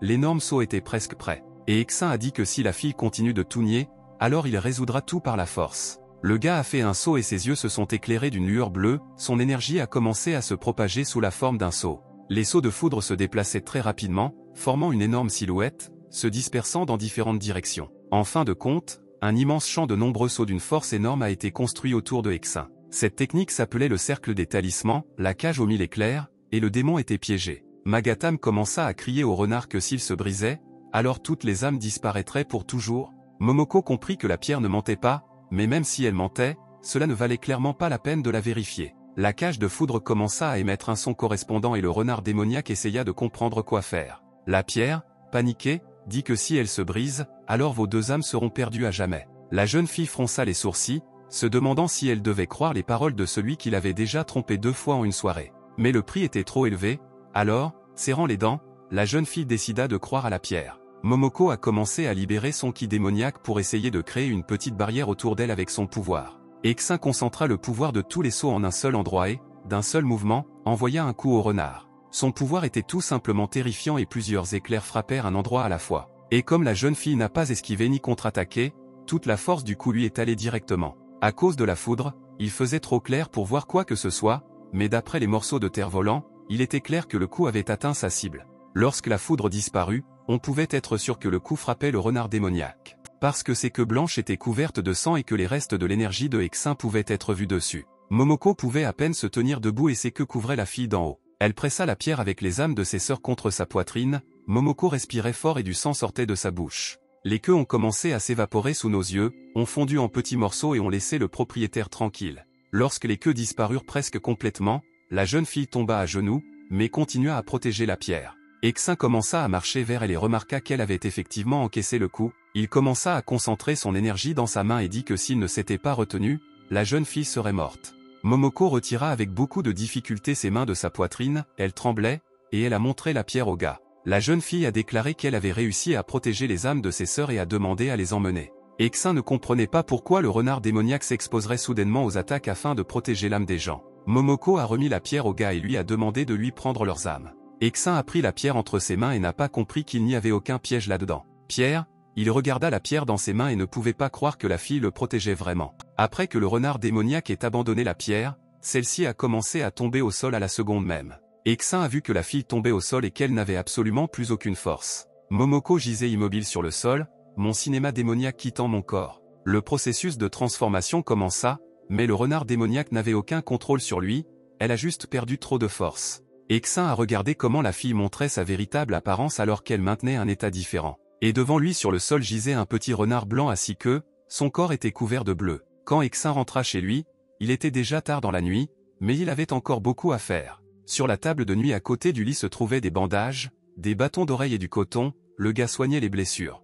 Il tenait dans ses mains un spray qui ne pouvait soigner que des blessures externes mineures. Eksin regarda le petit renard sur son lit et savait qu'elle avait besoin de quelque chose de plus. Il se sentait coupable d'avoir gravement blessé Momoko, et il avait l'air triste. Le renard démoniaque était de couleur blanche avec des motifs inhabituels, mais il était maintenant enveloppé dans des bandages et était grièvement blessé. Eksin a demandé ce qui se passait dans la tête de la fille si elle décidait de faire quelque chose comme ça. Le gars leva la main au sommet de la tête de Momoko et commença à se préparer au rituel de guérison. Le renard était couvert de symboles et d'énergie verte pendant que le gars lisait les lignes nécessaires à la guérison. Une fois le rituel terminé, Eksin pouvait retirer sa main, mais le dôme vert resterait. Il regarda Momoko une dernière fois avant de partir et lui dit que la fille se réveillerait à l'aube. Eksin fouilla dans sa poche après avoir fini de soigner le démon et en sortit une pierre. Il fronça les sourcils et essaya de comprendre pourquoi le renard avait pris l'âme d'Eri si elle était vraiment venue sauver Izumiko. Il commençait maintenant à soupçonner que Magatama pourrait être responsable de ces événements. Eksin était assis dans son salon et examinait attentivement la pierre rouge dans ses mains. Il sentait clairement la présence des âmes des sœurs Hanao dans cette petite pierre rouge. Mais l'aura contenue à l'intérieur était en totale discorde car le Magatama était rempli d'un ki dégoûtant. Le gars espérait que peu de temps s'était écoulé et que les âmes des sœurs restaient intactes. Eksin a tenu la pierre avec 2 doigts et a commencé à y faire passer de l'énergie lumineuse. Une lumière jaune claire et brillante a commencé à apparaître autour et le gars a commencé à effectuer le rituel. Il a demandé au 8 trigrammes de trouver le véritable coupable dans toute cette situation. Eksin a dessiné un sceau lui demandant de trouver le véritable mal qui avait perturbé la loi et l'ordre. Le gars a fait un autre sceau, s'adressant aux 9 étoiles du sceau nord, et l'énergie a construit de nouveaux sceaux. La pierre était mise en cage et entourée de 9 sceaux qui la maintenaient piégée. La pierre commença à libérer de l'énergie et 2 sommets de tête familiers commencèrent à apparaître au centre du cercle. Et Eksin a continué le rituel pour libérer les âmes des sœurs, et elles sont apparues plus clairement. Finalement, les âmes apparurent pleinement et purent parler, ils ont vu l'homme et l'ont immédiatement reconnu, mais le rituel n'était pas encore terminé et Eksin continua, sa main fit un saut et accumula de l'énergie. Les âmes des sœurs le regardaient et suppliaient le gars de les sauver de quelque chose de terrible. Les filles ont dit qu'elles l'ont senti approcher et ont commencé à baisser les yeux avec peur. Magatama a libéré une autre vague d'énergie et elle a rapidement grimpé vers le haut. Bientôt, les faisceaux d'énergie commencèrent à se transformer en chaînes, ils sonnèrent désagréablement et se dirigèrent rapidement vers les âmes. Très vite, les filles se sont retrouvées enchaînées par de nombreuses chaînes spirituelles et ne pouvaient plus bouger. Et s'ils essayaient de se libérer, les chaînes ne faisaient que les lier plus étroitement et les tirer vers le bas. Eksin observa attentivement ce qui se passait et vit qu'il trouverait bientôt celui qu'il cherchait. Non loin de l'endroit où se formaient les chaînes qui retenaient les filles, le sommet de la tête de quelqu'un commença à apparaître. Eksin s'est rendu compte qu'il n'avait pas pu invoquer Izumiko la dernière fois à cause de ce type. Et un esprit apparut devant lui, qui vit dans la pierre et détenait pendant tout ce temps les âmes des sœurs Hanao. L'esprit cria que l'exorciste avait réellement osé libérer les âmes qu'il avait capturées. Eksin regarda l'esprit maléfique qui apparaissait et réalisa que c'était lui qui contrôlait le Magatama tout ce temps. Le mauvais esprit était furieux, il a crié après l'exorciste et lui a dit qu'il ne lui permettrait jamais de prendre des âmes. L'esprit grandit et cria que s'il avait eu une hôte, il aurait déjà atteint sa forme la plus élevée. Eksin a écouté le mauvais esprit et s'est excusé, et puis il a commencé à fabriquer un autre sceau. L'esprit ne comprenait pas ce qui se passait et ce que faisait exactement l'exorciste devant lui en ce moment. 9 boules avec des sceaux, de manière inattendue pour l'esprit, s'illuminèrent et changèrent de couleur. Ils ont libéré des faisceaux d'énergie et se sont dirigés vers les âmes enchaînées, brisant les chaînes. Bientôt, les chaînes furent complètement détruites et les âmes des sœurs Hanao purent quitter Magatama. L'énergie libérée par les sphères commença à envelopper l'esprit maléfique et à le détruire également. L'esprit maléfique ne pouvait en aucun cas résister à sa destruction et se contentait de crier des malédictions à l'exorciste. Les âmes des sœurs Hanao ont quitté la barrière et Eksin a ordonné aux filles de se cacher derrière lui. Maintenant que les âmes des filles étaient en sécurité, le gars pouvait tranquillement procéder à la partie principale du rituel. Et Eksin annonça que la destruction du mauvais esprit commençait, et il a commencé à être détruit par des rayons d'énergie. Les âmes des sœurs se sont étreintes et l'esprit maléfique s'est dissous et a crié que le gars n'était qu'un autre exorciste fou. L'esprit a dit qu'il avait emporté le passé avec lui et qu'après cela des centaines d'années se sont écoulées. Il raconta combien il lui était difficile de nourrir les âmes déchirées dans le Magatama, et maintenant il disparaissait à nouveau. Eksin a dit que ce sont tous des esprits qui ont été renforcés en absorbant les âmes humaines. L'énergie déchira l'esprit maléfique à grande vitesse et dans l'air, l'énergie bleu clair remplaça le violet. Et peu à peu, la lumière violette a complètement disparu de l'air, et il ne restait que de petits éclairs qui ont détruit l'esprit. Izumiko ferma les yeux et s'accrocha à sa sœur aînée tandis que Eksin disait à leurs âmes que tout était fini. Eri Hanao a demandé à sa sœur si elle allait bien, et la fille a pleuré, mais a dit que tout allait bien.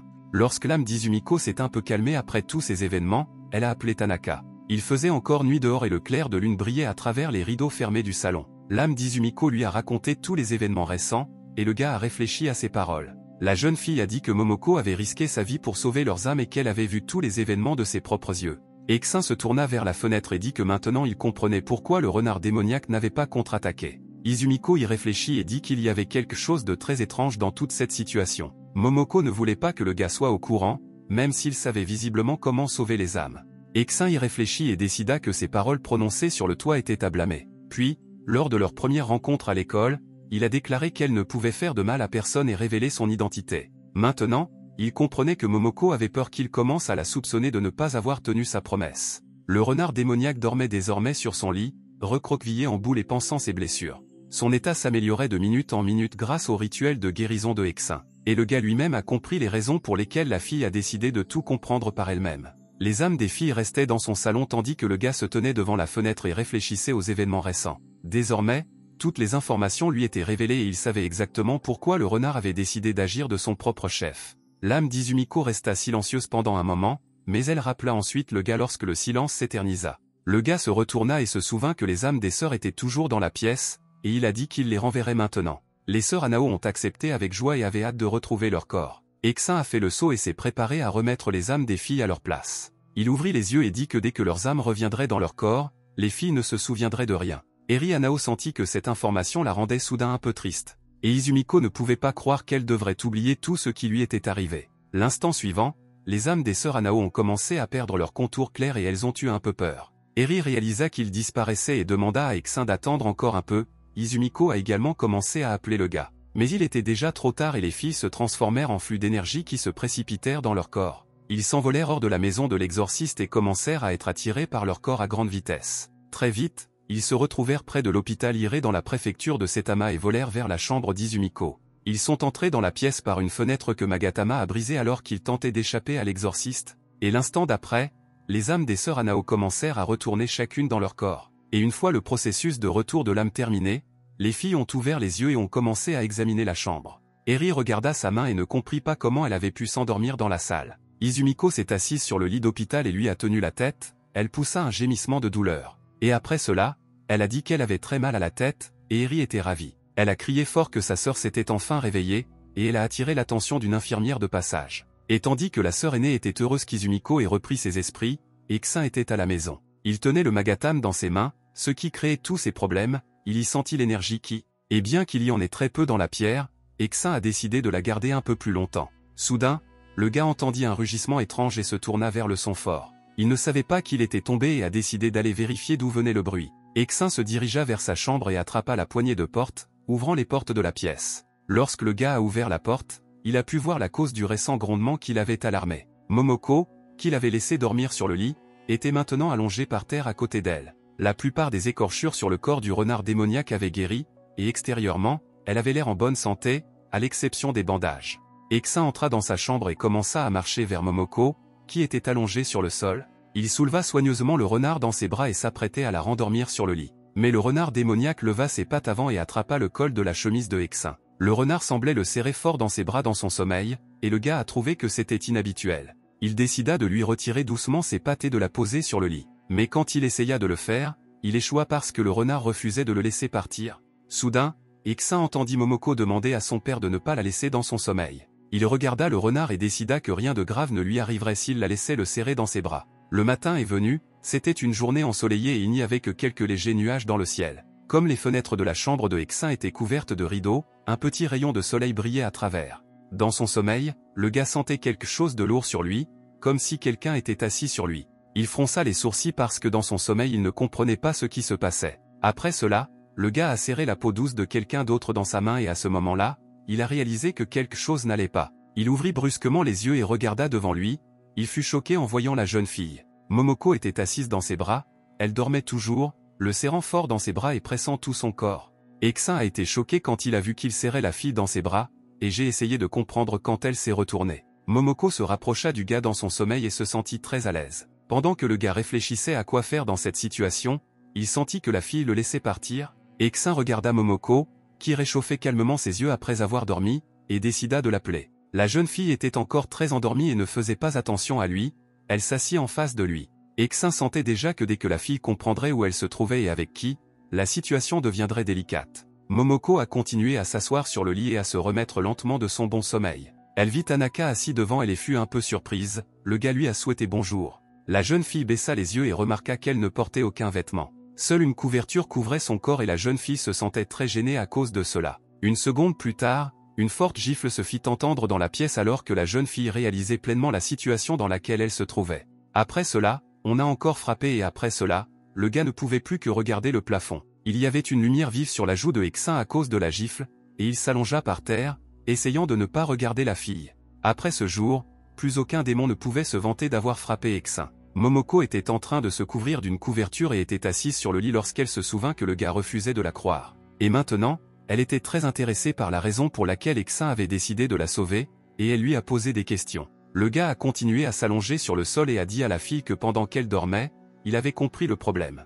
Momoko fut surprise, et cela poussa la fille à tourner la tête pour voir le gars. Mais au lieu de son visage, la jeune fille ne pouvait voir que le haut de sa tête alors qu'Hexin se levait du sol. Le gars toussa maladroitement et admit que l'âme d'Izumiko lui avait raconté tous les événements en détail. Momoko sourit et demanda si le gars regrettait de ne pas l'avoir cru tout de suite. Hexin fronça les sourcils et regarda le renard avec mécontentement, il ne voulait pas du tout l'admettre. Il s'est détourné et a dit que puisque Momoko était complètement rétablie, elle pouvait maintenant partir. Mais le renard démoniaque n'était pas satisfait de cette réponse et était très en colère à l'idée d'être expulsé. Et elle a crié fort que le gars était un imbécile et qu'après de tels événements, elle avait besoin d'être bien nourrie. Hexin a écouté les cris de la jeune fille et s'est rendu compte qu'elle avait raison et qu'elle méritait d'être nourrie. Alors le gars s'est dirigé vers la cuisine, il se tenait devant la cuisinière et préparait le petit déjeuner pour une fille affamée. Hexin a pris un verre propre et un carton de lait, il versa du lait à la jeune fille pour compléter son petit déjeuner. Et quand il eut fini, il posa le verre sur la table, à côté du reste des plats qu'il lui avait préparés.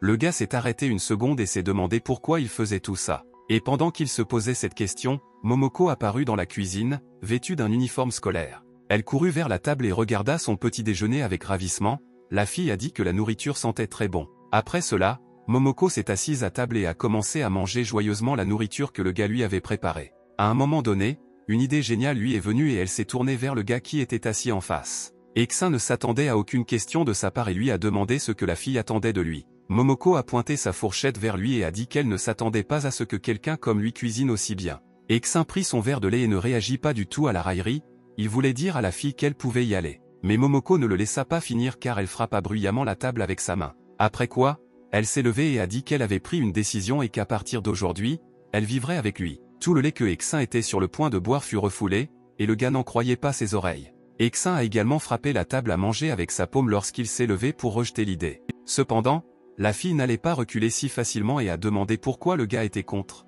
Hexin a crié que le démon et l'exorciste ne pouvaient pas vivre ensemble sous le même toit. Cependant, le renard démoniaque a décidé qu'il n'y avait rien de mal à cela, de plus, le gars a beaucoup de pièces. Momoko se dirigea vers la sortie de la cuisine et, souriant gentiment, remarqua qu'elles étaient toutes vides. Et immédiatement après cela, elle s'est rapidement enfuie pour choisir la chambre qui lui convenait le mieux. Hexin commença à enlever son tablier pour chasser le démon le plus tôt possible. Il n'a pas perdu de temps et l'a simplement jeté sur la table. Hexin a couru après la fille. Il l'a rattrapée dans sa chambre et Momoko a dit qu'elle aimait vraiment cette pièce. Et malgré le fait que le gars lui ait dit que c'était sa chambre, la fille a décidé de venir la chercher. Hexin se sentait irrité que Momoko ne l'écoutait pas du tout. La jeune fille a jeté ses pantoufles roses, qui ont volé juste devant le visage du gars mécontent. Et elle tomba sur le lit quand elle le fit et son t-shirt se souleva, montrant son ventre. Mais Momoko n'y prêta pas attention et se tourna sur le lit dans différentes directions, racontant à quel point elle était douce. Hexin se dirigea vers son lit et ordonna à la fille de se lever car il n'allait pas abandonner sa chambre.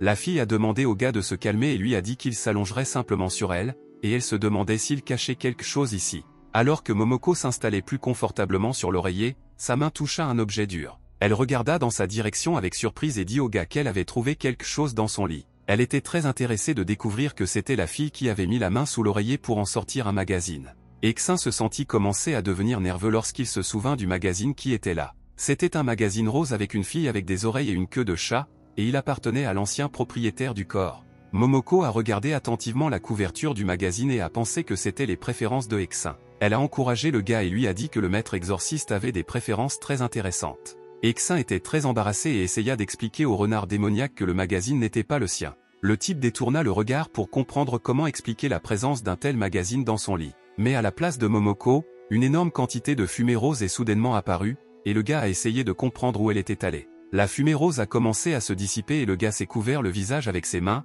il a demandé à la jeune fille ce qu'elle faisait. Mais lorsque la fumée s'est dissipée, ses yeux se sont agrandis d'embarras et Xin ne savait pas quoi faire de lui-même. Assise sur son lit se trouvait Momoko, qui avait développé des oreilles de chat et flirtait avec le gars de toutes ses forces. Xin ferma les yeux et demanda à Momoko ce qu'elle faisait et ce que tout cela signifiait. La jeune fille dit timidement que comme il aimait les oreilles de chat, elle pourrait les porter tous les jours en guise de paiement pour son séjour. Xin a dit que ce n'était pas ce qu'il voulait dire et pensait que la jeune fille ne s'était pas complètement remise de son attaque. Le renard démoniaque a pris le magazine et a demandé si Tanaka voulait vraiment répéter ce qui était dessiné dans le livre. Xin s'est détourné et a essayé de se rappeler qu'il suivait la voie du taoïsme et qu'il ne pouvait pas faire de telles choses. Momoko était très amusée par sa réaction, elle a donc continué à exposer son épaule de manière séduisante et a appelé un exorciste. Xin ne se tourna pas vers la jeune fille, et en bégayant, il l'appelait par son nom. Momoko est devenue embarrassée lorsqu'elle a réalisé que c'était la première fois qu'il prononçait son nom. Xin brûlait d'embarras et a dit qu'il permettrait à la fille de rester chez lui. Après avoir autorisé la jeune fille à vivre temporairement avec lui, Xin commença à quitter la pièce. Momoko a regardé le gars partir et lui a demandé où il allait. La jeune fille lui montra à nouveau le magazine et lui rappela qu'il aimait les oreilles de chat. Xin se figea dans l'embrasure de la porte et ressentit un autre éclair d'embarras et d'irritation. Il s'est tourné vers la jeune fille et lui a dit que ce n'était pas vrai du tout et que le livre ne lui appartenait pas. Puis le gars s'est de nouveau détourné et a dit à Momoko qu'il allait aller à l'école. Le renard démoniaque s'est souvenu qu'elle était également allée à l'école et a commencé à lui crier de l'attendre. Elle s'est tenue derrière le gars et a couru vers la sortie de la pièce pour aller à l'école ensemble. Momoko a promis de montrer à nouveau ses oreilles au gars à leur retour de l'école et le gars n'a même pas discuté avec elle. Ils approchaient du bâtiment de l'école et pouvaient prendre leur temps puisqu'ils avaient beaucoup de temps avant le début des cours. Xin est passé devant un stand qui contenait de nombreuses informations différentes sur l'école. Et une publicité a attiré son attention, alors il s'est arrêté pour y jeter un œil. Il s'avère qu'aujourd'hui il y aura un match amical de kendo entre leur école et l'école de Sanhei. Xin a demandé s'il y aurait un match amical de kendo aujourd'hui, mais le démon ne savait pas ce que c'était. Les autres étudiants chuchotaient sur la beauté de la présidente du club Sanhei et sur la façon dont Aoki l'avait vaincue l'année dernière. Aoki entendit les autres étudiants bavarder et leur demanda de quoi ils parlaient. La fille croisa les bras sur sa poitrine et attendit que les gars lui disent quelque chose en face. Mais tout le monde a eu peur en voyant la jeune fille et s'est dépêché de s'éloigner d'elle. Après le départ des commérages, Aoki vit Tanaka debout derrière eux et se sentit très embarrassé. La fille s'approcha, sans prêter attention à Momoko, et appela Tanaka. Xin salua le président du club de kendo tandis que Momoko regardait la fille avec mécontentement. Il s'est avéré qu'Aoki a appelé le gars parce qu'elle voulait vraiment lui dire quelque chose. Xin a demandé quel était le problème, et le démon a dit qu'elle était prête à accepter n'importe quel défi d'Aoki. Mais le gars a frappé le renard sur la tête et a demandé au président de ne pas prêter attention à ses paroles. Aoki rassembla à nouveau ses pensées et commença à parler, mais d'autres circonstances l'empêchèrent de terminer. Le bruit des roues de la valise se fit entendre, et quelqu'un les salua et reconnut la jeune fille comme étant Aoki. Les gars se retournèrent vers le bruit et virent devant eux les élèves de l'école Sanhei venus assister au match. Sakurako Narito était une étudiante de 2e année et présidente du club de kendo du lycée Sanhei. Elle salua gentiment Aoki. La jeune fille devint sombre lorsqu'elle vit Sakurako s'approcher d'elle, mais la salua en retour. Sakurako s'est approchée de la jeune fille et lui a dit qu'elle espérait vraiment que son épaule blessée aurait réussi à guérir cette année. Le visage de Sakurako Narito s'est mis en colère lorsqu'elle a dit à son adversaire qu'elle ne se retiendrait pas. Aoki a dit que ce n'était pas des mots et qu'elle ne céderait pas non plus cette année. Sakurako a marché plus loin et a dit qu'elle avait récemment entendu des nouvelles intéressantes. Il s'avère que la fille a récemment perdu contre un nouveau gars. Aoki ne l'a pas nié et a demandé comment cela affectait quoi que ce soit, et Xin se sentait un peu coupable. Momoko a commencé à tapoter l'épaule du gars et à dire qu'il devenait populaire et Sakurako l'a remarqué. La jeune fille s'est approchée de Tanaka, s'est penchée vers lui et lui a demandé comment il avait réussi à gagner, et Xin a dit qu'il avait de la chance. Sakurako a dit qu'elle adorerait combattre Tanaka et l'a qualifié de beau. Ce traitement a mis Momoko en colère et a mis le gars dans une position délicate, et Aoki a admis qu'il n'était pas dans le club. Sakurako regarda le gars tristement et dit qu'elle était vraiment désolée. Elle a ensuite rejoint le reste du groupe et a dit à Aoki qu'il se reverrait sur le ring. Momoko les a soignés avec mécontentement et a dit mentalement à Tanaka qu'elle n'aimait pas cette femme. Mais Xin a observé sa réaction et a pensé qu'elle ne pouvait pas parler de telles choses. Aoki appela à nouveau Tanaka, et le gars se tourna pour écouter la fille. Le président du club de kendo eut l'air très embarrassé et dit qu'il s'agissait du match de midi. Xin soutenait la fille et Momoko pensait qu'elle n'aimait pas vraiment Aoki non plus. Quand Aoki a entendu les mots de soutien du gars, elle a semblé rayonner de bonheur et a promis de faire de son mieux. Les étudiants discutaient du fait qu'un match de kendo était sur le point de commencer et allaient assister au combat de beauté. À ce moment-là, Xin et Momoko étaient assis dans l'un des bureaux l'un en face de l'autre. Le renard démoniaque a demandé au gars si cette fille pouvait vaincre Aoki. Eksin était en colère parce que la fille elle-même avait demandé de l'aide pour ses études, et maintenant elle s'inquiète pour le match. Momoko a admis qu'elle voulait juste avoir un petit aperçu du combat et qu'il n'y avait rien de tel. Le gars a pris le livre et a dit à la fille qu'elle pouvait tout faire si elle le voulait. Momoko est retournée à ses études et a dit que comme il n'y avait pas de véritables épées là-bas, il n'y avait rien à voir. Cependant, en fait, la jeune fille pensait que si elle échouait ne serait-ce qu'une matière, elle devrait quitter l'école. Le match amical s'est déroulé sur le terrain d'entraînement du Kakioka School Kendo Club, les participants étaient assis les uns en face des autres et regardaient le combat se dérouler. Le match s'est terminé et le juge a annoncé que Haruna Hirasawa était le vainqueur.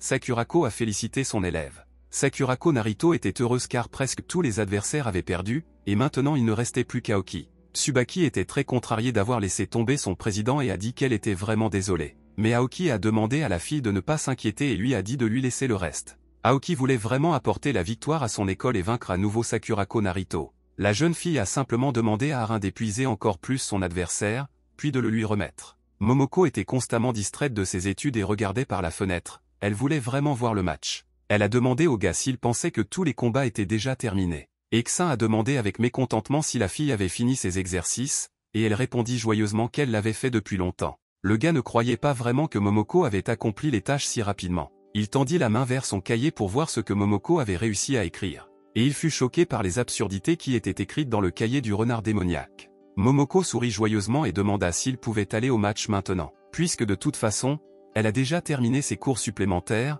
et maintenant ils sont gratuits. Eksin a décidé qu'il était inutile de continuer à étudier car la jeune fille n'était pas concentrée sur ses études. Et il a dit qu'ils y iraient si Momoko promettait de prendre ses cours au sérieux la prochaine fois. Momoko accepta bien sûr, alors ils se dirigèrent vers la partie du bâtiment où se trouve la salle. La jeune fille a couru devant et a entraîné Eksin avec elle, sans prêter attention à ses protestations. Lorsqu'ils arrivèrent enfin au bon endroit, Momoko demanda au gars pourquoi c'était si calme là-bas. Tout le monde était vraiment silencieux et Eksin pensait que l'adversaire était sérieux. Il regarda le classement et vit qu'il était maintenant temps pour Aoki de se battre contre Narita. L'arbitre a annoncé que le combat commençait désormais entre Aya Aoki et Sakurako Narita. Les filles se sont approchées et ont pris les positions nécessaires avant le début de la bataille. Aoki sentit que son ancienne blessure à l'épaule recommençait à lui faire mal après un tel stress. Son adversaire remarqua l'expression d'Aoki et sourit de contentement, pensant qu'elle pourrait facilement gagner. Le juge a annoncé qu'il était temps de commencer et les filles ont immédiatement commencé à faire des efforts pour se battre avec des épées. Le combat venait juste de commencer et aucune des filles n'allait battre en retraite et abandonner l'avantage. Narito a conseillé à son adversaire d'abandonner car elle ne pourrait pas gagner 17 points pour gagner. Mais Aoki a dit que ce n'était que le début et qu'elle n'abandonnerait pas facilement. Eksin a regardé le combat de quelqu'un d'autre et s'est rendu compte que quelque chose n'allait pas avec Aoki, tandis que Momoko était en colère à côté d'elle. Aoki savait que si elle perdait, la réputation du club déclinerait, et elle ne pouvait pas laisser cela arriver. Ainsi, malgré la douleur à l'épaule, elle a continué à se battre et à gagner des points pour son équipe. Narito esquiva facilement les coups et dit qu'Aoki était devenu très lent. La jeune fille sourit et pensa qu'il semblait que la blessure à l'épaule d'Aoki l'année dernière n'avait pas guéri. Aoki respirait fort et son corps tremblait, en raison de la douleur à l'épaule, la jeune fille ne pouvait pas se battre à pleine puissance. Narito remarqua que son adversaire ne pouvait même pas tenir le shinai correctement, encore moins se battre. Aoki ressentit à nouveau une douleur intense et pensa que la fille pouvait voir à travers elle. Eksin a utilisé ses capacités et a vu que l'épaule droite d'Aoki était grièvement blessée. Sakurako Narito a profité de la connaissance de la blessure de quelqu'un d'autre et a tenté de frapper l'épaule droite. Aoki a réussi à le bloquer, mais c'était difficile pour elle et lui a donné une nouvelle portion de douleur. Narito était sûr qu'elle avait déjà gagné, et elle a rappelé à Aoki qu'elle n'allait pas se sentir désolée pour elle. Aoki a continué à se battre, malgré tous les risques et la douleur, pour ne pas déshonorer son club. Elle réalisa qu'elle n'avait plus la force de continuer le combat. Ses mains tremblaient tellement qu'elle ne serait bientôt même plus capable de tenir l'épée. Narito regardait cela et se réjouissait mentalement et espérait que l'épaule d'Aoki lui faisait très mal. Sakurako profita de l'hésitation de son adversaire et sauta vers elle pour toucher son point faible. Aoki vit Narito avancer et son épée s'approcher, mais il était trop tard. Mais dans son état, elle ne pouvait en aucun cas réagir et détourner le coup assez rapidement. Un sourire satisfait apparut sur le visage de Sakurako Narita lorsqu'elle réalisa qu'elle toucherait la cible. La jeune fille fit de son mieux pour rendre le coup aussi douloureux que possible. Aoki ressentait une douleur terrible et ne pouvait rien y faire, elle ne pouvait qu'endurer. Le corps d'Aoki se figea et elle vit l'épée en bambou de son adversaire commencer à bouger devant son visage. Sakurako Narito a commencé à agir rapidement, profitant de la faiblesse de quelqu'un d'autre, l'épée a touché Aoki à la poitrine. Après cela, d'un mouvement rapide et habile, Narito frappa son adversaire au ventre. Narito décida de compléter la série de frappes rapides en frappant les mains d'Aoki qui tenait l'épée. L'arbitre a levé un drapeau rouge et a annoncé que Sakurako Narito avait gagné un point pour son équipe. Aoki a eu un peu de temps pour respirer et la fille était contrariée d'avoir permis à son adversaire de marquer des points. Eksin utilisa à nouveau ses pouvoirs et regarda l'état de l'épaule de la fille. Après le coup, les choses ont empiré encore, et le gars a pensé que très bientôt Aoki atteindrait ses limites. Il se souvenait que la jeune fille avait déjà été blessée auparavant et supposait également que les adversaires précédents avaient visé l'épaule. Aoki écouta à nouveau ses sentiments et pensa avec tristesse qu'elle ne pouvait plus le supporter. Momoko se plaignait qu'Aoki perdait par 0 à 10, et le gars pensait qu'elle allait bientôt perdre son épaule. Sakurako Narito recommença à attaquer et Aoki vit l'épée venir vers elle. Cette fois, elle a réussi à esquiver et a pensé qu'elle ne pouvait pas laisser la fille gagner des points. Narito s'avança et attaqua à nouveau la fille, mais elle a refusé d'abandonner et a esquivé les coups. Sakurako Narito a dit à son adversaire d'arrêter de résister et d'abandonner, car il serait inutile de s'échapper. Aoki ne répondit pas, mais son corps était déjà à bout et ses mains se mirent à trembler avec une vigueur renouvelée. Momoko remarqua que la jeune fille ne pouvait plus lever l'épée et la tenait simplement. Après ces mots, elle remarqua que Eksin la laissait seule et s'avançait. Le gars s'est tourné vers le juge et lui a demandé d'arrêter la bataille pendant un moment.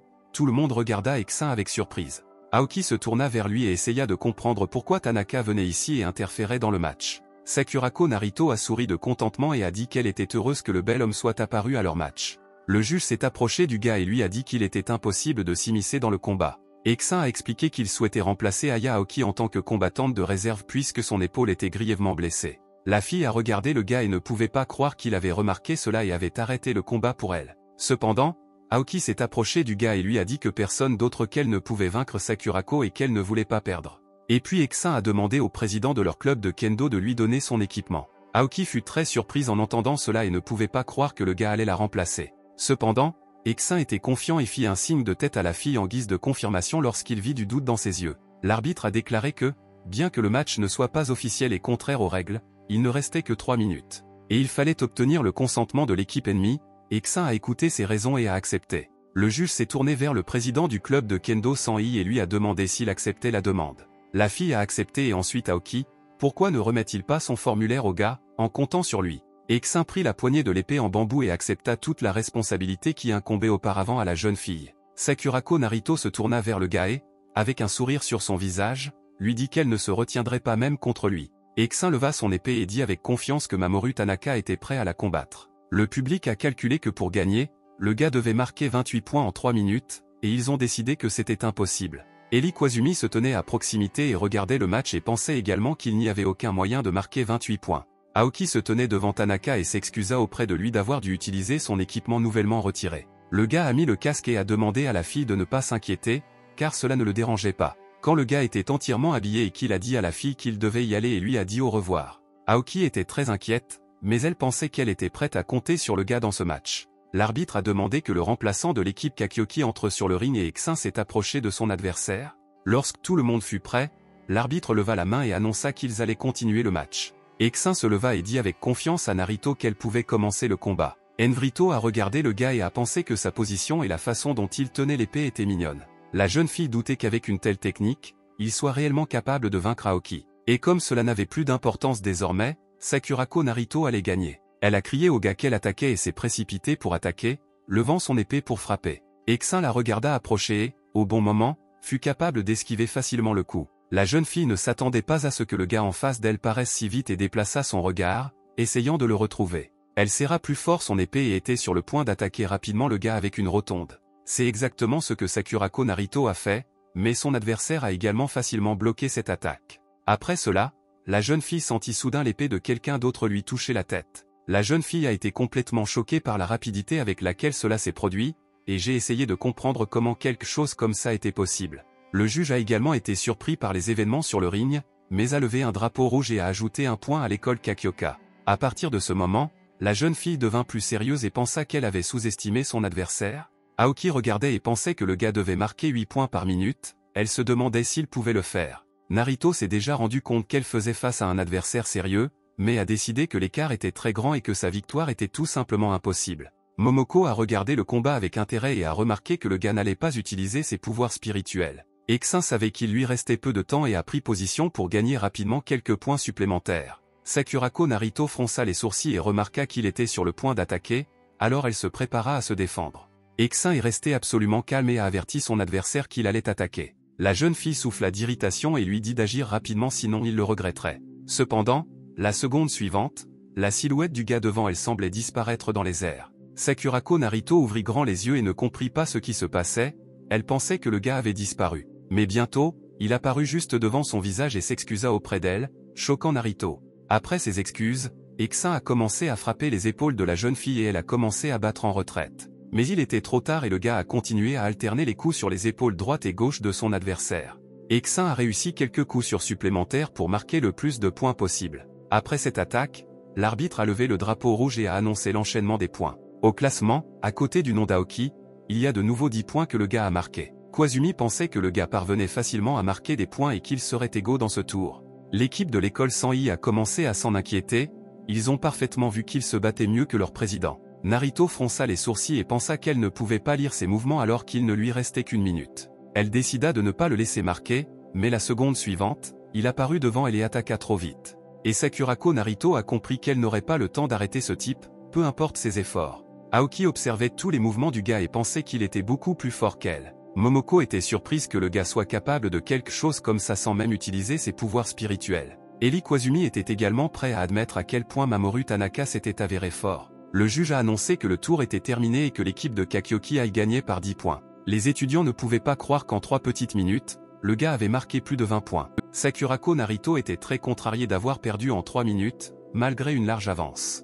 Eksin ôta son casque, s'inclina devant son adversaire et lui dit que c'était un très bon combat. Sakurako Narito s'est assise sur ses genoux et lui a demandé de quelle école il venait. Et Eksin lui répondit de la même manière qu'Aoki, qu'il n'avait jamais étudié dans aucun d'entre eux. Sakurako Narito ne pouvait pas croire que le gars n'avait jamais étudié nulle part auparavant et lui a demandé à nouveau. Mais Eksin lui a dit qu'il n'était qu'un débutant en kendo. L'équipe de kendo de l'école 100i discutait de la façon dont ils étaient sur le point de gagner et demandait qui était le gars à la fin. Les étudiants discutèrent entre eux du fait que même s'il était débutant, Tanaka était vraiment fort. Narito s'est promis qu'elle se vengerait d'Aoki lors des qualifications, mais je n'étais pas sûr pour Tanaka. Mais à la fin, la fille a souri et a décidé qu'elle avait appris beaucoup de choses utiles et nouvelles dans ce match. 3 jours s'étaient écoulés depuis le match amical et Aoki voulait demander à Tanaka de devenir président du club. Elle était nerveuse et a tenu le cadeau devant elle et a décidé qu'elle le forcerait à se joindre au groupe. Aoki marchait dans le couloir lorsqu'elle tomba soudainement sur un groupe de filles discutant de la beauté de Tanaka. Chacun d'eux a dit quelque chose à propos du club et Aoki est devenue très bouleversée. Elle s'est retournée et a décidé qu'elle rencontrerait le gars et lui parlerait un peu plus tard. Mais elle fut remarquée par Eli Koizumi, qui apparut à l'autre bout du couloir et appela la jeune fille. Aoki se retourna pour voir qui l'appelait, et elle se demandait ce que Koizumi faisait ici. La jeune fille a demandé si Aoki était également venu inviter Tanaka dans son club. Puis elle a repoussé ses cheveux et a dit qu'il ne deviendrait jamais membre du club de kendo. Aoki s'est mis en colère à cause des paroles de la jeune fille et lui a demandé des réponses. Koizumi a déclaré que le type était déjà devenu membre du comité de l'ordre public. Après quoi, elle était sur le point de partir, mais Aoki l'arrêta et lui ordonna de dire quand il serait devenu l'un d'entre eux. Eli Koizumi a regardé la fille et a dit qu'il venait de le faire. Après ces mots, elle entra dans le bureau, laissant un Aoki irrité dans le couloir. Il y avait un grand nombre de morceaux de papier différents sur le bureau de Eksin, il a été invité dans divers clubs.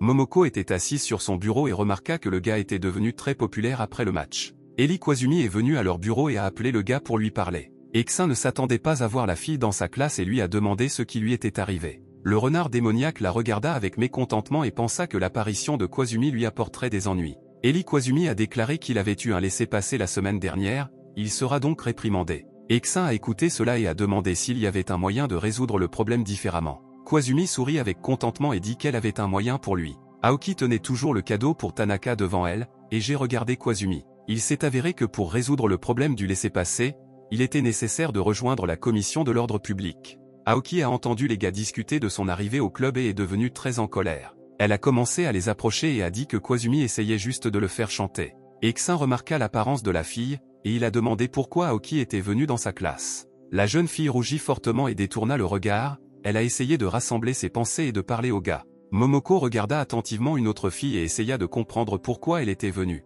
Ensuite, le démon a demandé pourquoi il ne l'avait pas punie pour l'avoir sauté. Mais Koizumi ignora l'indignation de la jeune fille et demanda à Tanaka s'il avait pris une décision. Eksin réfléchit encore un peu, puis accepta finalement de rejoindre le comité de l'ordre public. Aoki est devenue très en colère et a crié qu'elle n'était pas d'accord avec cette décision. Elle a claqué ses mains sur son bureau et a dit que la fille ne faisait que jouer à son jeu de promesses. Koizumi a rappelé qu'une réprimande aurait un impact négatif sur leurs études et qu'il valait mieux ne pas prendre de risques. Xin fit semblant de réfléchir à nouveau, pendant que les filles attendaient sa réponse. Aoki lui a dit que toutes les punitions pourraient être annulées s'il faisait du bon travail. Eli Koizumi se sentit irritée, elle fronça les sourcils et pensa à ne pas la laisser emmener Tanaka. Mais soudain Momoko est intervenue dans cette conversation, elle a demandé aux filles d'attendre un peu. Après quoi elle a dit que c'était à elle de décider, danser avec un mec et les autres n'ont pas ce pouvoir. Xin se sentait mal à l'aise et se demandait ce que Momoko voulait dire. Aoki s'est mis en colère et a crié qui elle voulait dire par étranger parce qu'elle était aussi son amie d'école. Eli Koizumi lui a rappelé qu'elle n'était qu'une étudiante transférée. Cependant, Momoko a déclaré que le gars était son serviteur et qu'elle avait même repris sa maison. Xin était à nouveau sans voix et ne pouvait pas comprendre quand sa maison avait été prise et il est devenu serviteur. Eli Koizumi regarda silencieusement la jeune fille et tenta d'évaluer la gravité de la situation. Et Aoki était paniquée et ne pouvait pas croire que la fille vivait avec Tanaka. Aoki a montré la fille et a dit qu'elle devait prouver qu'ils entretenaient une telle relation. Momoko a parlé du magazine, mais les filles ont décidé que cela n'était pas considéré comme une preuve suffisante. Puis le démon renard dit qu'elle savait qu'il avait 3 caleçons à rayures et 5 unis. Et puis elle a dit qu'aujourd'hui, elles sont rayées et que les filles peuvent vérifier par elles-mêmes. Aoki était embarrassé, mais Koizumi a dit qu'il n'avait pas d'autre choix et qu'il devrait le faire. Momoko a demandé à Tanaka si elle disait la vérité et les filles se sont tournées vers le gars. Et c'est seulement alors qu'ils remarquèrent qu'il n'y avait personne à sa place. Et leur cri selon lequel Tanaka ne pouvait pas simplement disparaître résonna dans toute l'école. Dans la matinée, Momoko a été entendu crier, demandant où Tanaka allait plus tôt dans la matinée. Le gars s'est arrêté à la porte d'entrée et a dit à la fille qu'il devait faire quelque chose. Après cela, il quitta la maison et la porte d'entrée se referma derrière lui avec un léger clic. Momoko a essayé de comprendre quelles affaires un gars pourrait avoir dehors s'il reste habituellement enfermé. Elle pensait que c'était très suspect et qu'il fallait faire quelque chose. Il faisait très beau dehors et le gars s'est retrouvé en plein centre-ville. Xin et Aoki étaient assis dans un restaurant et le serveur a apporté au gars leur sukiyaki. Le gars a demandé à Aoki ce qu'elle voulait lui dire pendant tout ce temps. Et la jeune fille rougit profondément alors qu'elle s'apprêtait à commencer son discours, elle baissa les yeux. Et avec hésitation, elle commença à dire qu'elle lui était très reconnaissante pour ce qu'il avait fait pendant le match. Xin prit un verre de café et comprit seulement maintenant pourquoi la fille était si embarrassée. Momoko a mis ses lunettes de soleil et a observé le couple depuis sa cachette. Elle était en colère que le gars ne l'ait pas emmené avec lui pour manger une nourriture aussi délicieuse. Après que les gars aient mangé, ils sont montés au bar pour demander le chèque. La jeune fille leur sourit gentiment et leur dit qu'ils devaient 5000 yens pour la totalité de la commande. Xin a été choqué que cet endroit soit si cher et Aoki a sorti une carte. Elle le tendit à la serveuse pour payer leur commande et régaler Tanaka. Après cela, ils quittèrent le restaurant et allèrent se promener plus loin, et Momoko les observa. Elle se demandait où allaient Aoki et Xin après le café et décida de les suivre. Une fille est apparue sur l'écran,